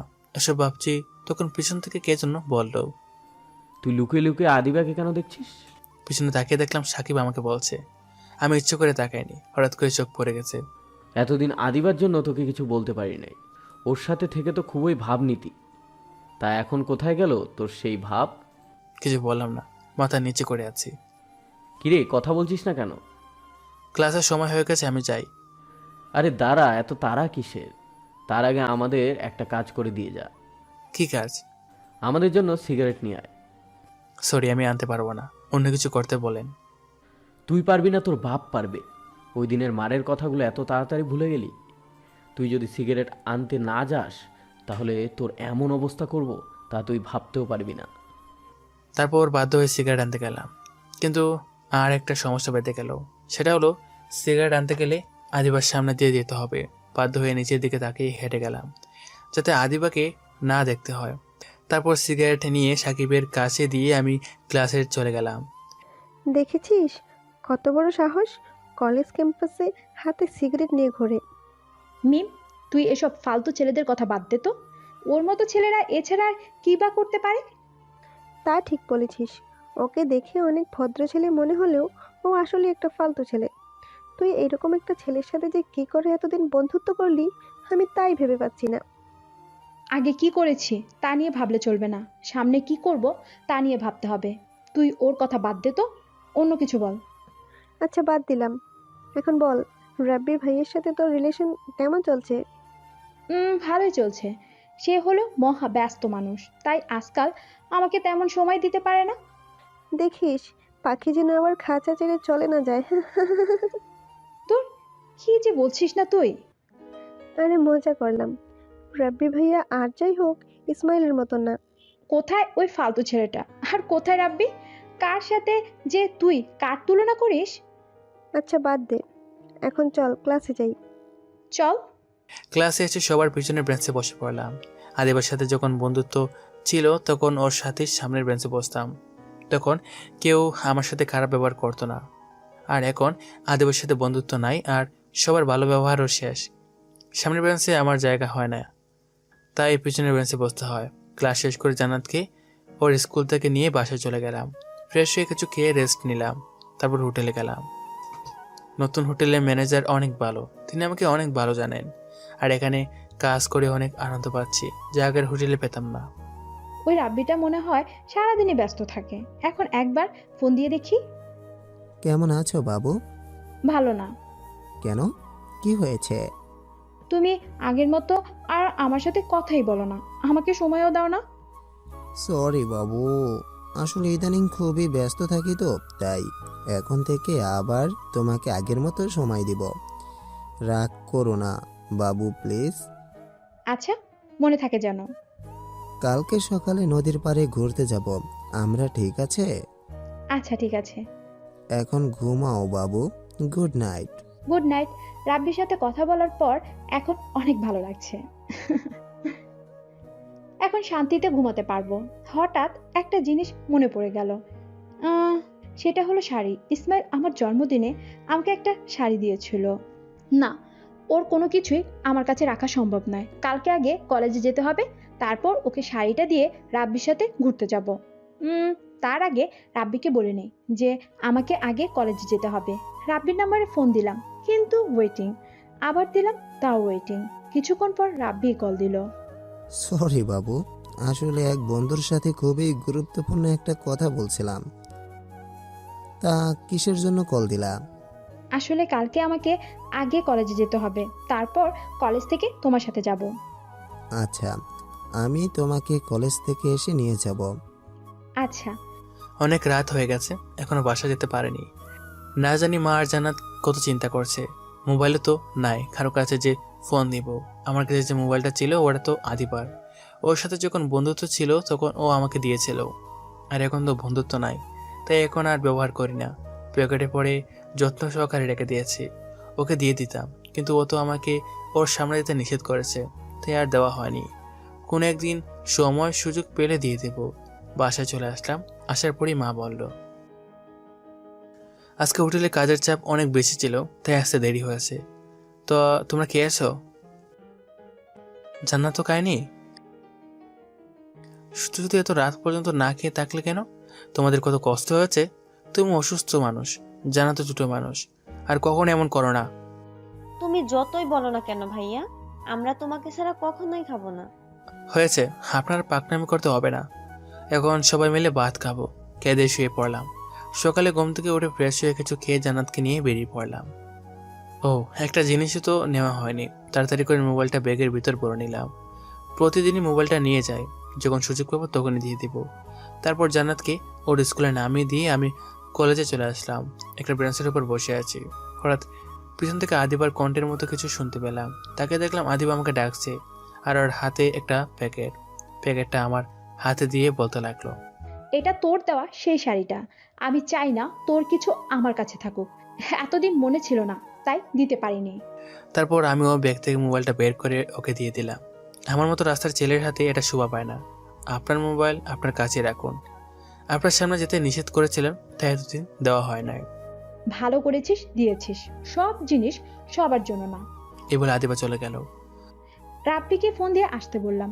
ও আসার পর নদীর পাড়ে ঘুরতে গেলাম। নদীর পাশে একটা পার্ক আছে, খুবই সুন্দর। পার্কের একটা বেঞ্চের উপর বসে দুজন গল্প করছে। আচ্ছা বাবু, তুমি আমাকে ভালোবাসো তো? এটা কি ধরনের প্রশ্ন রাব্বি? আরে রাগ করো না, আমি তো শুধু এমনিতেই জিজ্ঞেস করলাম। আমি যদি কিছু বলি তুমি রাগ করবা না তো? রাগ কেন করব? আচ্ছা, আমি যদি তোমার কাছে কিছু চাই তুমি দিবে? দেওয়ার চেষ্টা করব। বলো কি চাই? তোমার সাথে রুম ডেট করতে চাই আদিবা। কি বলছো তুমি এসব? তোমার মাথা ঠিক আছে তো? তুমি এভাবে রিয়েক্ট করছো কেন? এটা তো আজকাল যুগে কমন ব্যাপার, সবাই এটা করে। সবাই করে তার মানে এটাও নয় যে আমাদেরকেও করতে হবে। আর বিয়ের আগে আমি কখনোই এসব করতে পারবো না। বিয়ে তো আমরা করবই, তাহলে করলে সমস্যা কি? আমরা বিয়ে করব, এখনো করিনি। দেখো আদিবা, আমার সব ফ্রেন্ডরাই রিলেশন করে, আর ওরা ওদের গার্লফ্রেন্ডের সাথে রুম ডেটও করেছে, আর সবাই এটা করে। আজকালকার রিলেশনই এমন। তার মানে তুমি আমার সাথে রুম ডেট করে তোমার ফ্রেন্ডদেরকে এটা বোঝাতে চাও যে তুমি আমার সাথে রুম ডেট করেছো, আর আজকালকার রিলেশনশিপ কেমন তা জানার প্রয়োজন বোধ আমি করছি না। আমি সেটা বোঝাতে চাইনি, আমি তো শুধু তোমাকে এটা বোঝাতে চাইছি যে এরকমটা এখন সচরাচরই হয়ে থাকে। আমি এটা ভেবে পাচ্ছি না যে তুমি এরকম নিচু চিন্তা ভাবনা কি করে করতে পারো। আমি এই বিষয়ে তোমার সাথে আর কোনো রকম কথা বলতে চাই না। আমি চললাম। রাগ করে সেখান থেকে চলে আসলাম। এতটা রাগ হয়েছে রাব্বির উপর তা বলার মতো না। ও কি করে আমায় এমন প্রস্তাব দিতে পারে আমি সেটাই ভেবে পাচ্ছি না। বাসায় চলে আসলাম। কিছুই ভালো লাগছে না। দুপুরে না খেয়ে শুয়ে পড়লাম। বিকালে মিম ফোন দিল। আজকে কলেজে আসলি না কেন? রাব্বির সাথে ঘুরতে গিয়েছিলাম। তোর কণ্ঠ এমন লাগছে কেন? রাব্বি ভাইয়ের সাথে কি কিছু হয়েছে? না, ভালো লাগছে না। পরে কথা বলবো। আচ্ছা, আমি তোর বাসায় আসছি। ফোনে কথা বলতেও ভালো লাগছে না। পার্কে থেকে আসার পর রাব্বি আমাকে অনেক কল মেসেজ দিয়েছিল, কিন্তু আমি রাগের কারণে রিপ্লাই দিইনি। কিছুক্ষণ পর মিম আসলে ওর সাথে ছাদে গেলাম। এখন আমাকে বলতো তোর কি হয়েছে? আন্টির কাছে শুনলাম এখন পর্যন্ত নাকি কিচ্ছু খাসনি। রাব্বির উপরে রাগ করেছি। কেন, কি হয়েছিল? ও আজকে পার্কে আমাকে রুম ডেটের অফার করেছিল। কি? তা তুই কি বললি? ওর সাথে ঝগড়া করে চলে এসেছি। তা এর সাথে ভাত না খাওয়ার কি সম্পর্ক? আমার কিছুই ভালো লাগছে না। আমি ভেবে পাচ্ছি না ও এরকমটা কি করে করতে পারে। আমিও ভেবে পাচ্ছি না যে রাব্বি ভাইয়া এটা কি করে বলতে পারলো। আপাতত এসব চিন্তা মাথা থেকে বাদ দে। তারপর মিমের সাথে আরো কিছুক্ষণ কথা বললাম। হোটেলে এসে কাজ করতেছিলাম, হঠাৎ শুনতে পেলাম, আমি আর তোমাকে সহ্য করতে পারছি না, আমাদের উচিত আলাদা হয়ে যাওয়া। আমিও এটাই চাই। তোমার মতো মেয়ের সাথে রিলেশন চালিয়ে যাওয়া সম্ভব নয়। এখন তো সব দোষই আমার। তুমি তো ধোয়া তুলসী পাতা, সব সমস্যার মূলেই তুমি। সব দোষ আমার উপরে চাপিয়ে দিয়ে নিজের সাধু সেজেছ। তুমি তোমার ছেলে বন্ধুদের সাথে এত মেলামেশা না করলে তো সমস্যা হতো না। ওরা শুধুই আমার বন্ধু, এর থেকে বেশি কিছুই না। আর তুমি একটু আমাকে বলবে যে তুমি কোন দিন আমার সাথে দেখা করতে ঠিক সময়ে এসেছো? রাতে ফোন দিলে তোমার মোবাইল ওয়েটিং, এমনকি আজকেও আমার এখানে এসে তোমার জন্য ওয়েট করতে হয়েছে। আমি আমার বন্ধুদের সাথে কথা বলি, আর আমার একটু ঘুমের সমস্যা, তাই ঠিক টাইমে আসতে পারি না। আর তোমার সাথে রিলেশন হওয়ার পর আমার নিজের স্বাধীনতা চলে গেছে। আমি কি কখন করব না করব সব তুমি ঠিক করে দাও। কখন খাবো তাও তুমি ঠিক করো। এমনকি আমি কি শর্ট প্যান্ট পরবো তাও তুমি ঠিক করে দাও। নিজের কাছে মনে হয় যেন আমি ছোট বাচ্চা। আমি তোমাকে ভালোবাসি, বিধায় এটাই করি। আর তোমার সাথে রিলেশন চালিয়ে যাওয়া আমার পক্ষেও সম্ভব না, তাই আমাদের উচিত হবে আলাদা হয়ে যাওয়া। আমিও তাই চাই। এতক্ষণ দাঁড়িয়ে দাঁড়িয়ে তাদের সব কথা শুনলাম। ভাইয়া, যদি কিছু মনে না করেন আমি কি আপনাদের কিছু বলতে পারি? বলুন। আচ্ছা, আপনারা দুজন কি একে অপরকে ভালোবাসতেন? অবশ্যই বাসতাম। আমার মনে হয় না আপনাদের কারোর মধ্যে প্রকৃত ভালোবাসা ছিল না। আপনার এরকম কেন মনে হলো? ভালোবাসার মানে পাওয়া না, ভালোবাসার মানে হলো একে অপরকে স্যাক্রিফাইস করা। কিন্তু আপনারা দুজনই কেবল নিজেদের দিকটাই ভেবেছেন। আপনি ভেবেছেন আপনার বয়ফ্রেন্ড আপনার কথা মতো চলুক, আর আপনি ভেবেছেন আপনার গার্লফ্রেন্ড আপনার সব কথা মেনে চলুক। কিন্তু কখনো কি দুজনে একে অপরের ইচ্ছা অনিচ্ছা জানতে চেয়েছেন? একজন আরেকজনকে বুঝতে চেষ্টা করেছেন? তা আপনারা করেননি। আশা করি আপনারা বুঝতে পেরেছেন একজন আর আরেকজনকে কতটা স্যাক্রিফাইস করলে তার মাধ্যমে ভালোবাসা ফুটে ওঠে। সত্যি ভাইয়া, আপনি আমাদের চোখ খুলে দিলেন। আমরা কখনো এভাবে ভেবে দেখিনি। এখন থেকে আমরা একজন আরেকজনের ইচ্ছাকে গুরুত্ব দিব। নিজেদের ভুলগুলি শুধরে নিয়ে নতুনভাবে শুরু করব। শুভ কামনা আপনাদের জন্য। আচ্ছা ভাই, যদি কিছু মনে না করেন আপনাকে কিছু জিজ্ঞেস করতে পারি? মনে করার কি আছে, করুন। আপনার গার্লফ্রেন্ড আছে? না, একজনকে ভালোবাসতাম, কিন্তু সেটা একতরফা। সে অন্য কাউকে ভালোবাসে। একটা কথা জোর দিয়ে বলতে পারি, ওই মেয়ে জীবনে অনেক বড় ভুল করলো। হয়তো এর জন্য সারা জীবন ও পস্তাবে। কিন্তু আমি তো চাই না। সত্যি ভাইয়া, আপনার মতো মানুষ হয় না। চলি ভাইয়া, ভালো থাকবেন আর আমাদের জন্য দোয়া করবেন। তারপর তারা চলে গেল। খুবই খুশি যে দুটো বাঙ্গার হৃদয়কে মিলিয়ে দিতে পারলাম। রাতে শুয়ে আছি। রাব্বি অনেকগুলো কল দিল, কিন্তু আমি ধরলাম না। তারপর মেসেজ দিল। শেষবারের মতো কলারটা ধরো প্লিজ। বলো। আমি খুবই দুঃখিত আদিবা, আমার তোমাকে তখন তা বলা উচিত হয়নি। দয়া করে আমাকে মাফ করে দাও, আমি খুবই লজ্জিত। জানো, তোমার উপরে আমার ভীষণ রাগ হচ্ছিল তখন। আমি তোমাকে অনেক ভালোবাসি রাব্বি, চলো না আমরা বিয়ে করে ফেলি। আমার মা বাবা অবশ্যই মেনে নেবেন, তাদের কাছে আমার সুখী সব। শান্ত হও আদিবা, আমি তোমাকে কিছু বলতে চাই। বলো। এত কথা ফোনে বলা যাবে না। কালকে তুমি আমার সাথে দেখা করো নদীর পাড়ে। আচ্ছা ঠিক আছে। ওকে, গুড নাইট।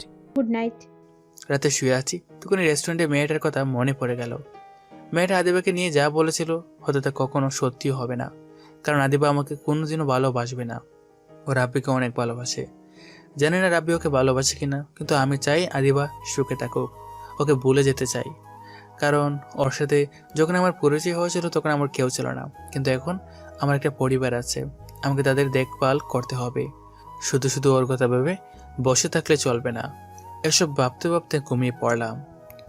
ঘুম থেকে উঠে ফ্রেশ হয়ে কিছু খেলাম, তারপর রাব্বিকে ফোন দিয়ে বেরিয়ে পড়লাম। পার্কে গিয়ে রাব্বির জন্য অপেক্ষা করছি। কিছুক্ষণ পর রাব্বি চলে আসলো। দুঃখিত, আমার একটু দেরি হয়ে গেল। আরে কোনো সমস্যা নেই, চলো দুজন হাঁটি। আমি তোমার সাথে জরুরি কিছু কথা বলতে এখানে এসেছি। আচ্ছা বলো। আমি তোমাকে ভালোবাসি না আদিবা। কি বলছো এসব? তোমার মাথা ঠিক আছে তো? আমি যা বলছি ভেবেই বলছি। আসলে তোমার সাথে রিলেশনে যাওয়ার আগে আমার আরও একটা রিলেশন ছিল, ওর নাম লাবণী। আমাদের পরিবাররাও মেনে নিয়েছিল, তারা আমাদের বিয়েও ঠিক করেছিল, কিন্তু হঠাৎই একটা ভুল বোঝাবুঝির কারণে আমাদের সম্পর্কটা ভেঙে যায়। তারপর আমি খুবই ডিপ্রেশনে ভুগি। আমার কিছুই ভালো লাগতো না তখন, আমার অবস্থা খুবই খারাপ ছিল। তারপর হঠাৎ একদিন আমি তোমাকে দেখি, তুমি তোমার বান্ধবীর সাথে হেসে হেসে কথা বলছিলে। কেন জানি না আমার খুবই ভালো লেগেছিল তোমার হাসিটা। তুমি যতক্ষণ কথা বলছিলে ততক্ষণ আমি তোমার দিকে তাকিয়েছিলাম। এমনিতেই লাবণের সাথে ব্রেকআপ হওয়ার পর আমি ভীষণ হতাশ হয়ে পড়েছিলাম। তারপর তোমাকে প্রপোজ করি আর তুমিও রাজি হয়ে গেলে, কিন্তু আমি তোমাকে মন থেকে মেনে নিতে পারছিলাম না, কারণ আমি লাবণীকে অনেক ভালোবেসেছিলাম। প্রথম প্রথম তোমাকে অনেক ভালো লাগতো, তাই তোমাকে ইসমাইলের সাথে মিশতে বারণ করেছিলাম। কিন্তু হঠাৎ একদিন লাবণী আমাকে ফোন করে, ও আমাকে সরি বলে আর আবার আমার জীবনে ফিরে আসতে চাইল। আসলে ওর সাথে ব্রেকআপ হওয়ার জন্য শুধু ও দায়ী ছিল না, আমিও সমানভাবে দোষী ছিলাম, তাই ওকে মেনে নিয়েছিলাম। আর আমাদের দুই পরিবারও আমাদের এক হওয়াতে অনেক খুশি, কারণ তারা চাইতো আমরা যাতে একসাথে থাকি। ওর বাবা আর আমার বাবা বন্ধু ছিলেন, তাই তারা চাইতো আমরা যাতে একে অপরের সাথে থাকি। আর ওই দিন রেস্টুরেন্টে আমি লাবণীর সাথেই কথা বলছিলাম। ইসমাইল তোমাকে যা বলেছে তা সবই সত্যি, কিন্তু তুমি ইসমাইলের সাথে যা করেছিলে তা যখন আমার কাছে এসে বললে তখন আমি অনেক অবাক হয়েছিলাম। এটা ভেবে যে তুমি আমাকে এতটা বিশ্বাস করো, আমি খুবই চিন্তায় পড়ে গেলাম। লাবণীকেও তোমার কথা বলি নাই, ও জানতে পারলে হয়তো আবার আমাকে ছেড়ে চলে যাবে। আর তুমিও আমাকে অনেক ভালোবাসো। ভেবে পাচ্ছিলাম না কিভাবে তোমার সাথে ব্রেকআপ করব, তাই এই রুম ডেটের প্ল্যানটা করি। কিন্তু পরে বুঝতে পারলাম এসব বাদ দিয়ে তোমাকেই সরাসরি বলি, আর আমাকে পারলে মাফ করে দিও। হয়তো আজকের পর তোমার সাথে আমার আর কথা হবে না। কি পেয়েছো আমাকে? খেলার পুতুল? যখন যা মন চাইবে তখন তা করবে? আমার লাইফের ফার্স্ট ক্রাশ ছিলে তুমি। তুমি আমাকে প্রপোজ করার আগে থেকে আমি তোমাকে দেখেছি, তাই তো তোমার প্রপোজে রাজি হয়ে গিয়েছিলাম। অনেক বিশ্বাস করতাম তোমাকে, আর তুমি আমাকে এভাবে ধোকা দিলে। আমাকে আরো আগে বলতে পারতে, তা না করে দিনের পর দিন আমাকে ধোকা দিয়ে গেছো। যখন ইসমাইলের সাথে এত কিছু করলাম তখনও বলতে পারতে, কিন্তু তুমি বলনি। আমি ভীষণ চিন্তায় ছিলাম যে তুমি কিভাবে নিবে বিষয়টা, তা ভেবে আমি খুবই দুঃখিত। তোর কোনো অধিকার নাই আমার হাত ধরার। তা এতই যখন লাবণীকে ভালোবাসতি তাহলে আমার সাথে প্রেম কেন করেছিলি? তোদের মতো ছেলেরা প্রেমটাকে খুবই সস্তা জিনিস ভাবিস। এটা ভেবে খুবই কষ্ট হচ্ছে যে আমি একটা ধোঁকাবাজের উপর ক্রাশ খেয়েছিলাম। চলে আসলাম পার্ক থেকে, খুবই কষ্ট লাগছে। ওই ধোঁকাবাজটার জন্য না, ইসমাইলের জন্য। কোনোভাবে বাসায় চলে এলাম। বাসায় এসে দরজা বন্ধ করে শুয়ে শুয়ে কাঁদতে লাগলাম। ইসমাইলের সাথে করা অন্যায়গুলো মনে হতে লাগলো। আমি ওকে বলেছিলাম জীবনে আর কখনো নিজেকে এতিম না ভাবতে। আর সেই আমি ওকে এতিম বলে অপমান করেছিলাম। আমি খুবই খারাপ মেয়ে, তাই তো ওর বাবা মা সম্পর্কে বাজে কথা বলেছিলাম। ও হয়তো আমাকে কোনো দিনও মাফ করবে না। নিজেকে খুব নিকৃষ্ট মনে হচ্ছে। কাঁদতে কাঁদতে শুয়ে পড়লাম। যখন ঘুম ভাঙলো দেখলাম বাবা মা আমার পাশে বসে আছে। আমায় ঘুম ভাঙতেই তারা বলল, তোর কি হয়েছে মা? এভাবে দরজা বন্ধ করে ঘুমিয়ে পড়লি কেন? জানিস আমরা কত ভয় পেয়ে গেছিলাম, তারপর দরজা ভেঙে ভিতরে ঢুকে দেখি তুই ঘুমাচ্ছিস। শরীর অনেক ক্লান্ত লাগছিল তাই ঘুমিয়ে পড়েছিলাম। দরজা ভুলে বন্ধ করেছিলাম। তা এখন কেমন লাগছে? ভালো। আচ্ছা ফ্রেশ হয়ে খেতে আয়। হোটেলে কাজে যাবার সময় বাসা থেকে শাড়ির প্যাকেটটা নিয়ে নিলাম, যেটা আমার আদিবাকে দিয়েছিলাম। শাড়িটা কোনো গরিব মহিলাকে দিয়ে দেব, এটা আমার কাছে থাকলে আমি আদিবাকে কখনো বলতে পারবো না, আর আমি আমার লক্ষ্যেও পৌঁছাতে পারবো না। বাসায় আসলে ওর কথা মনে পড়ে। ঠিকভাবে পড়ালেখা করতে পারি না, হয়তো আদিবাকে কখনো বলতে পারবো না, কিন্তু এই শাড়িটা আমার কাছে না থাকলে হয়তো ওকে কম মনে পড়বে। আর ওই কলেজে পরিবর্তন করতে হবে। ওই কলেজে পড়লে আদিবার সাথে প্রতিদিন দেখা হবে, তাহলে ওকে ভুলে থাকা অসম্ভব হয়ে যাবে। কালকে কলেজে গিয়ে প্রিন্সিপালের কাছে বলতে হবে। শাড়িটা এক মহিলাকে দিয়ে দিলাম। তারপর আমি হোটেলে গেলাম। রাতে বাসে এসে গিয়ে পড়তে বসলাম। পড়া শেষে ঘুমিয়ে পড়লাম। সকালে ঘুম থেকে উঠে ফ্রেশ হয়ে কিছুক্ষণ পড়তে বসলাম। তারপর কিছু খেয়ে জান্নাতকে নিয়ে বেরিয়ে পড়লাম। ওকে ওর স্কুলে দিয়ে আমি কলেজে চলে আসলাম। ক্লাসে অনেক আগে চলে আসলাম প্রিন্সিপালের সাথে কথা বলবো বলে। তাকে অনেক করে বললাম। তিনি বললেন কলেজ পরিবর্তন করতে 10,000 টাকা লাগবে। ক্যাম্পাসে একটা ব্রাঞ্চের উপর বসে ভাবতে আসি এত টাকায় কীভাবে জোগাড় করব। কিন্তু আমাকে আমার লক্ষ্যে পৌঁছাতে হলে এই টাকা আমাকে জোগাড় করতেই হবে, নয়তো এখানে থাকলে আমি আমার পড়ালেখায় মনোযোগ দিতে পারবো না। এসব ভাবতেছিলাম তখনই বড় ভাইয়ের কথা মনে পড়ে গেল। হয়তো তিনি আমাকে বিপদে সাহায্য করতে পারবেন। তারপর বড় ভাইয়ের কাছে চলে আসলাম। তাকে সব কিছু খুলে বললাম। তার কাছ থেকে টাকা নিয়ে আবার কলেজে চলে আসলাম। প্রিন্সিপালের কাছে টাকা দিয়ে কলেজ পরিবর্তন করলাম। কলেজ ক্যাম্পাসে বসে আছি। আজকে কেন জানি ক্লাস করতে মন যাচ্ছে না। শেষবারের মতো কলেজটাকে দেখে নিলাম, হয়তো আর কখনো দেখা হবে না। হঠাৎই আদিবার কণ্ঠের মতো কেউ আমার নাম ধরে পিছন দিক দিয়ে ডাক দিল। পিছনে তাকিয়ে দেখলাম আদিবাই। আদিবাকে দেখা মাত্রই আমার চোখ নিচের দিকে নামিয়ে নিলাম। ও আমার নরম কণ্ঠে বলতে লাগলো, আমি যা করেছি তা ক্ষমার অযোগ্য। তোকে অনেক কষ্ট দিয়েছি, দয়া করে আমাকে মাফ করে দে। আরে কি করছেন আপনি?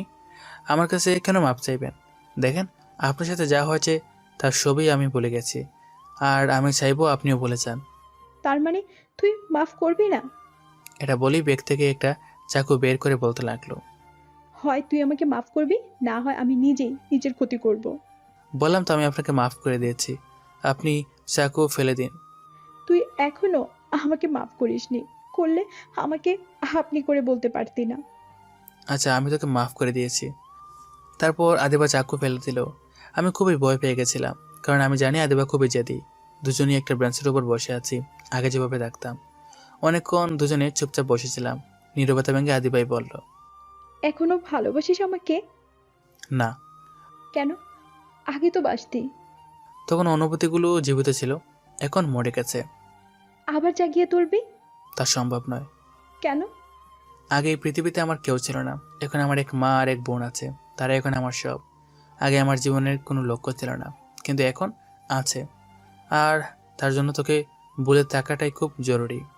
আমি খুবই খারাপ একটা মেয়ে, তাই তো তোর সাথে ওরকমটা করতে পেরেছি।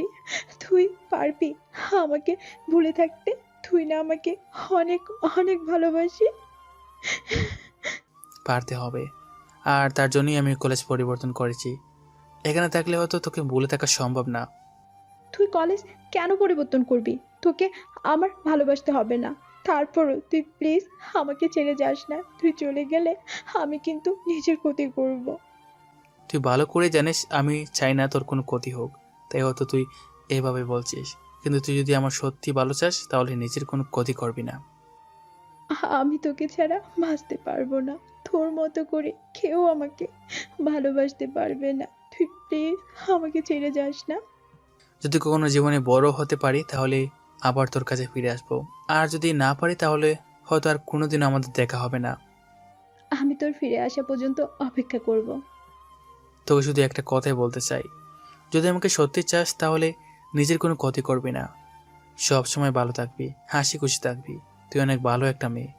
এটা বলে সেখান থেকে চলে আসলাম, পিছনে তাকালাম না। জানি আদিবা ব্রাঞ্চের উপর বসে কাঁদতেছে। কাঁদুক, কাঁদলে হয়তো কষ্ট কম হবে। জানি না কখনো আদিবার যোগ্য হতে পারবো কিনা। এখন জীবনে একটাই লক্ষ্য, সেটা হলো ভালো করে পড়ালেখা করে ভালো চাকরি করা, যাতে পরিবারের খেয়াল রাখতে পারি। যদি কখনো আদিবার সমকক্ষ হতে পারি তাহলে ওর কাছে ফিরে আসবো অবহেলিত ভালোবাসার জন্য। আর যদি না পারি তাহলে মুছে ফেলতে হবে জীবন থেকে আদিবার নামটা। বেঞ্চের উপর বসে কাঁদছি। আজকে নিজের দোষে নিজেই ইসমাইলকে হারালাম। যখনও কাছে ছিল তখন বুঝতেই পারিনি, আর এখন দূরে চলে যাওয়ায় কষ্ট পাচ্ছি। জানি না ওকে আর পাবো কিনা। এসব ভাবতেছি আর বেঞ্চের উপর বসে কাঁদছি। তখনই মেয়ে আসলো। তোর কি হয়েছে আদিবা? এভাবে বেঞ্চের উপর বসে কান্না করছিস কেন? আমি অনেক বড় ভুল করে ফেলেছি, আর সেই ভুলের জন্যই আজকে ইসমাইল আমাকে ছেড়ে চলে গেছে। কি হয়েছে বল তো আমাকে। মিমকে সব কিছু বললাম। সব শোনার পর ও বলল, এখন কষ্ট পেয়ে কী লাভ, ইসমাইল তো আর ফিরে আসবে না। আর আমরা এমনই, যখন কাছে থাকে তখন তার মূল্য বুঝি না, যখন সে দূরে চলে যায় তখনই তাকে বুঝতে পারি। এখন এভাবে কেঁদে আর কি হবে? যদি ওকে সত্যিই ভালোবাসিস তাহলে ওর জন্য অপেক্ষা করা ছাড়া আর কোনো পথ নেই তোর কাছে। হ্যাঁ, আমি তাই করব। প্রয়োজনে আমি ইসমাইলের জন্য সারা জীবন অপেক্ষা করব। ওকে যে আমি অনেক বেশি ভালোবাসি। তা এখন কান্না থামা, চল তোকে বাসায় দিয়ে আসি। জানি না আদিবাকে ভুলে থাকতে পারবো কিনা। যতই ওকে ভুলে থাকার চেষ্টা করি ততই আরও বেশি ওকে মনে পড়ে। কিন্তু আমার তো ওকে ভুলে থাকতেই হবে। জানি এটা অনেক কঠিন, তারপরে আমার পরিবারের জন্য হলেও আমাকে পারতে হবে। এসব ভাবছিলাম তোকে মা জিজ্ঞেস করলো। তোকে এমন দেখাচ্ছে কেন বাবা? তোর কি কিছু হয়েছে? না মা, কিছু হয়নি। আমার কাছে কিছু লুকাস না বাবা, তোকে দেখে বোঝা যাচ্ছে তোর কিছু হয়েছে।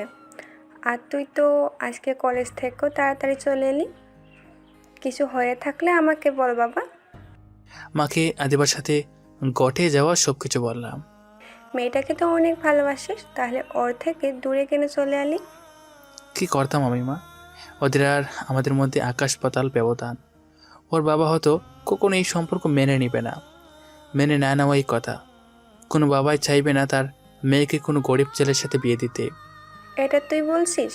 হয়তো আদিবার বাবা তার মেয়ের সুখের জন্য রাজি হতো, আর তুই কি পারবি আদিবাকে ভুলে থাকতে? তুই ঠিকই কষ্ট পাবি, আর আমরা চাই না তুই কষ্ট পাস। মিম আমাকে বাসায় পৌঁছে দিয়ে গেল। রুমে এসে কান্না করতে লাগলাম। কিছুক্ষণ পর বাবা মা আমার রুমে আসলো। তুই কি অসুস্থ মা? মিম তোকে বাসায় দিয়ে গেল? এ কি, তুই কান্না করছিস কেন? কি হয়েছে মা, আমাদের বল। ও আমাকে ছেড়ে চলে গেছে মা। আমার নিজের ভুলের জন্য ওকে হারালাম। কার কথা বলছিস তুই? মা বাবাকে ইসমাইলের ব্যাপারে সবকিছু বললাম। ওই ছেলের এত সাহস যে আমার মেয়েকে কষ্ট দেয়। তুই চিন্তা করিস না মা, ইসমাইলের সাথে তোর বিয়ে দেব। তুই শুধু ওর ঠিকানা দে। কিন্তু ও রাজি না বাবা। তা নিয়ে তুই চিন্তা করিস না, আমার মেয়ে কষ্ট পাবে আর ওই ছেলের জন্য তা আমি হতে দেব না। বিছানায় শুয়ে আছি তখনই কে যেন দরজা নক করলো। মাকে দরজা খুলে দিল। কিছুক্ষণ পর আমাকে ডাক দিল। মা, এই লোকটাকে। আমি আদিবার বাবা। আমি জানতে এসেছি তুমি আদিবাকে ছেড়ে কেন চলে এলে। আমি আদিবাকে ভালোবাসি আর ভবিষ্যতে বসবো। ওর যোগ্য হয়েই ওর কাছে ফিরে আসবো। মানুষের যোগ্যতা তার চরিত্রেই ফুটে ওঠে। আর তুমি যদি আমাকে অন্য 5টা মেয়ের বাবার মতো ভাবো তাহলে ভুল ভাববে। আমি মোটেও সেরকম নয়। আমরা এখন পর্যন্ত আদিবার কোনো ইচ্ছা অপূর্ণ রাখিনি। ও যা চেয়েছে আমি দিয়েছি। ওকে কোনোদিনও কষ্ট পেতে দিইনি। আর আজকে প্রথমবার ও কষ্ট পেল শুধু তোমার জন্য। দেখো, আমি চাই তুমি আদিবাকে বিয়ে করো। তোমার পরিচয় জানার দরকার নেই, আমার শুধু তোমাকে জানলেই হবে। মাফ করবেন আমাকে, আমি এখন আদিবাকে বিয়ে করতে পারবো না। আপনি যতটা সহজভাবে বলে দিলেন জীবনটা ততটা সহজ নয়। আদিবার 1 মাসের যা খরচ তাও তো আমি 6 মাসও আয় করতে পারি না। আর এখন আমার যা অবস্থা তাতে আদিবাকে বিয়ে করা সম্ভব না। তুমি আমার অফিসে কাজ করবে, তাহলে তো আর কোনো সমস্যা থাকলো না। কিন্তু আমি কষ্ট না করে কোনো কিছু পেতে চাই না। কষ্ট না করে পেলে তার কোনো মূল্য থাকে না। আমি আমার যোগ্যতা অনুযায়ী কাজ করব। আচ্ছা, তুমি তোমার যোগ্যতা অনুসারেই আমার অফিসে কাজ করবে, পাশাপাশি লেখাপড়াও করবে। দেখো বাবা, আদিবা তোমাকে ছাড়া বাঁচতে পারবে না। ও খুবই আবেগী একটা মেয়ে, খুব অল্পতেই মানুষকে বিশ্বাস করে ফেলে। ও কোনোদিনও এভাবে কাঁদতে দেখিনি, আজকে প্রথমবার দেখলাম। দয়া করে তুমি রাজি হয়ে যাও। রাজি হয়ে যা বাবা, তুইও তো আদিবাকে ভালোবাসিস। রাজি হয়ে যাও ভাইয়া, আমরা তোমাকে কষ্ট পেতে দেখতে চাই না। আচ্ছা আমি রাজি, তবে আমার একটা শর্ত আছে। কি শর্ত? আপনি আদিবাকে আমার সাথে বিয়ের কথা বলবেন না, এটা ওর জন্য সারপ্রাইজ। আচ্ছা ঠিক আছে, তবে আমি চাই তোমরা সকালে আমার দেওয়া বাড়িতে ওঠো। প্লিজ কিছু মনে করো না, এটা আমি দেব না, অফিস থেকে তোমাকে দেওয়া হবে। আর বিনিময়ে টাকা কেটে নেওয়া হবে তোমার বেতন থেকে। তোমরা সেই বাড়িতেই উঠবা, সেখানে বিয়ের কার্যক্রম হবে। আচ্ছা ঠিক আছে। তাহলে আমি এখন চলি, কালকে তোমাদের বিয়ে হবে। বাবা, ইসমাইল কি বললো? ও রাজি হয়নি মা, আমি জেদ করে তোর জন্য অন্য জায়গায় বিয়ে ঠিক করে ফেলেছি কালকে। এটা তুমি কি করলে বাবা? আমি এই বিয়ে করতে পারবো না। তুই যদি এ বিয়ে না করিস তাহলে আমার মরা মুখ দেখবি, মনে রাখিস কথাটা। আমি গেলাম। এটা কি হয়ে গেল? আমি ইসমাইলকে ছাড়া অন্য কাউকে বিয়ে করতে পারবো না। ও তো আমাকে বলেছিল যে আমার কাছে ফিরে আসবে, কিন্তু এই বিয়ে না করলে বাবা আত্মহত্যা করবে, আর আমি তো কিছুতেই হতে দিতে পারি না। প্রয়োজনে বাবার জন্য নিজের ভালোবাসা বিসর্জন দিব। আজকে আমার বিয়ে, কিন্তু আমার তাতে কোনো খেয়াল নেই। আমি শুধু ইসমাইলের কথাই ভেবে চলেছি। কার সাথে আমার বিয়ে হচ্ছে তা জানার প্রয়োজনও বোধ করছি না। কবুল বলার সময় ইসমাইলের মুখটা বারবার চোখের সামনে ভেসে উঠল। তখনই বাবার কথা মনে পড়ে গেল। তারপর কবুল বলে দিলাম। বাসর ঘরে চলে আসছি। শুনেছি এই দিনটা নাকি মেয়েদের জীবনের শ্রেষ্ঠ রাত, কিন্তু আমার কাছে আজাবের মতো মনে হচ্ছে। কিছুক্ষণ পর কেউ একজন বাসর ঘরে প্রবেশ করলো, তারপর বলল, শুনেছি বাসর করে স্বামী আসলে তাকে সালাম দিতে হয়, কিন্তু আপনি তো তা জানেন না মনে হচ্ছে। দেখুন, আপনাকে আমি স্বামী হিসেবে মানতে পারবো না। আমি অন্য একজনকে ভালোবাসি, বাবার জন্য বিয়েটা করেছি। আপনি বললেই তো আর হবে না, আপনি আমার বউ, আপনার ওপর আমার অধিকার আছে, আর আমি আমার অধিকার আদায় করেই নিব। দেখুন, ভালো হবে না কিন্তু। যখনই সামনে তাকালাম আমি তো অবাক, এটা ইসমাইল। তুমি আমাকে অনেক কষ্ট দিয়েছো, তাই তোমাকে তার শাস্তি দিলাম। কিন্তু তুমি জানো আমি কতটা কষ্ট পেয়েছি। আর কখনো কষ্ট দিব না, তোমাকে অনেক ভালোবাসবো। আমি খুবই দুঃখিত তোমাকে অপমান করার জন্য। দয়া করে আমাকে মাফ করে দাও। এসব কথা এখন বাদ দাও, রাত যে ফুরিয়ে যাচ্ছে, বাসর করবো কখন? আজকে কোনো বাসর হবে না। কেন? তুমি আমাকে কষ্ট দিয়েছো তাই।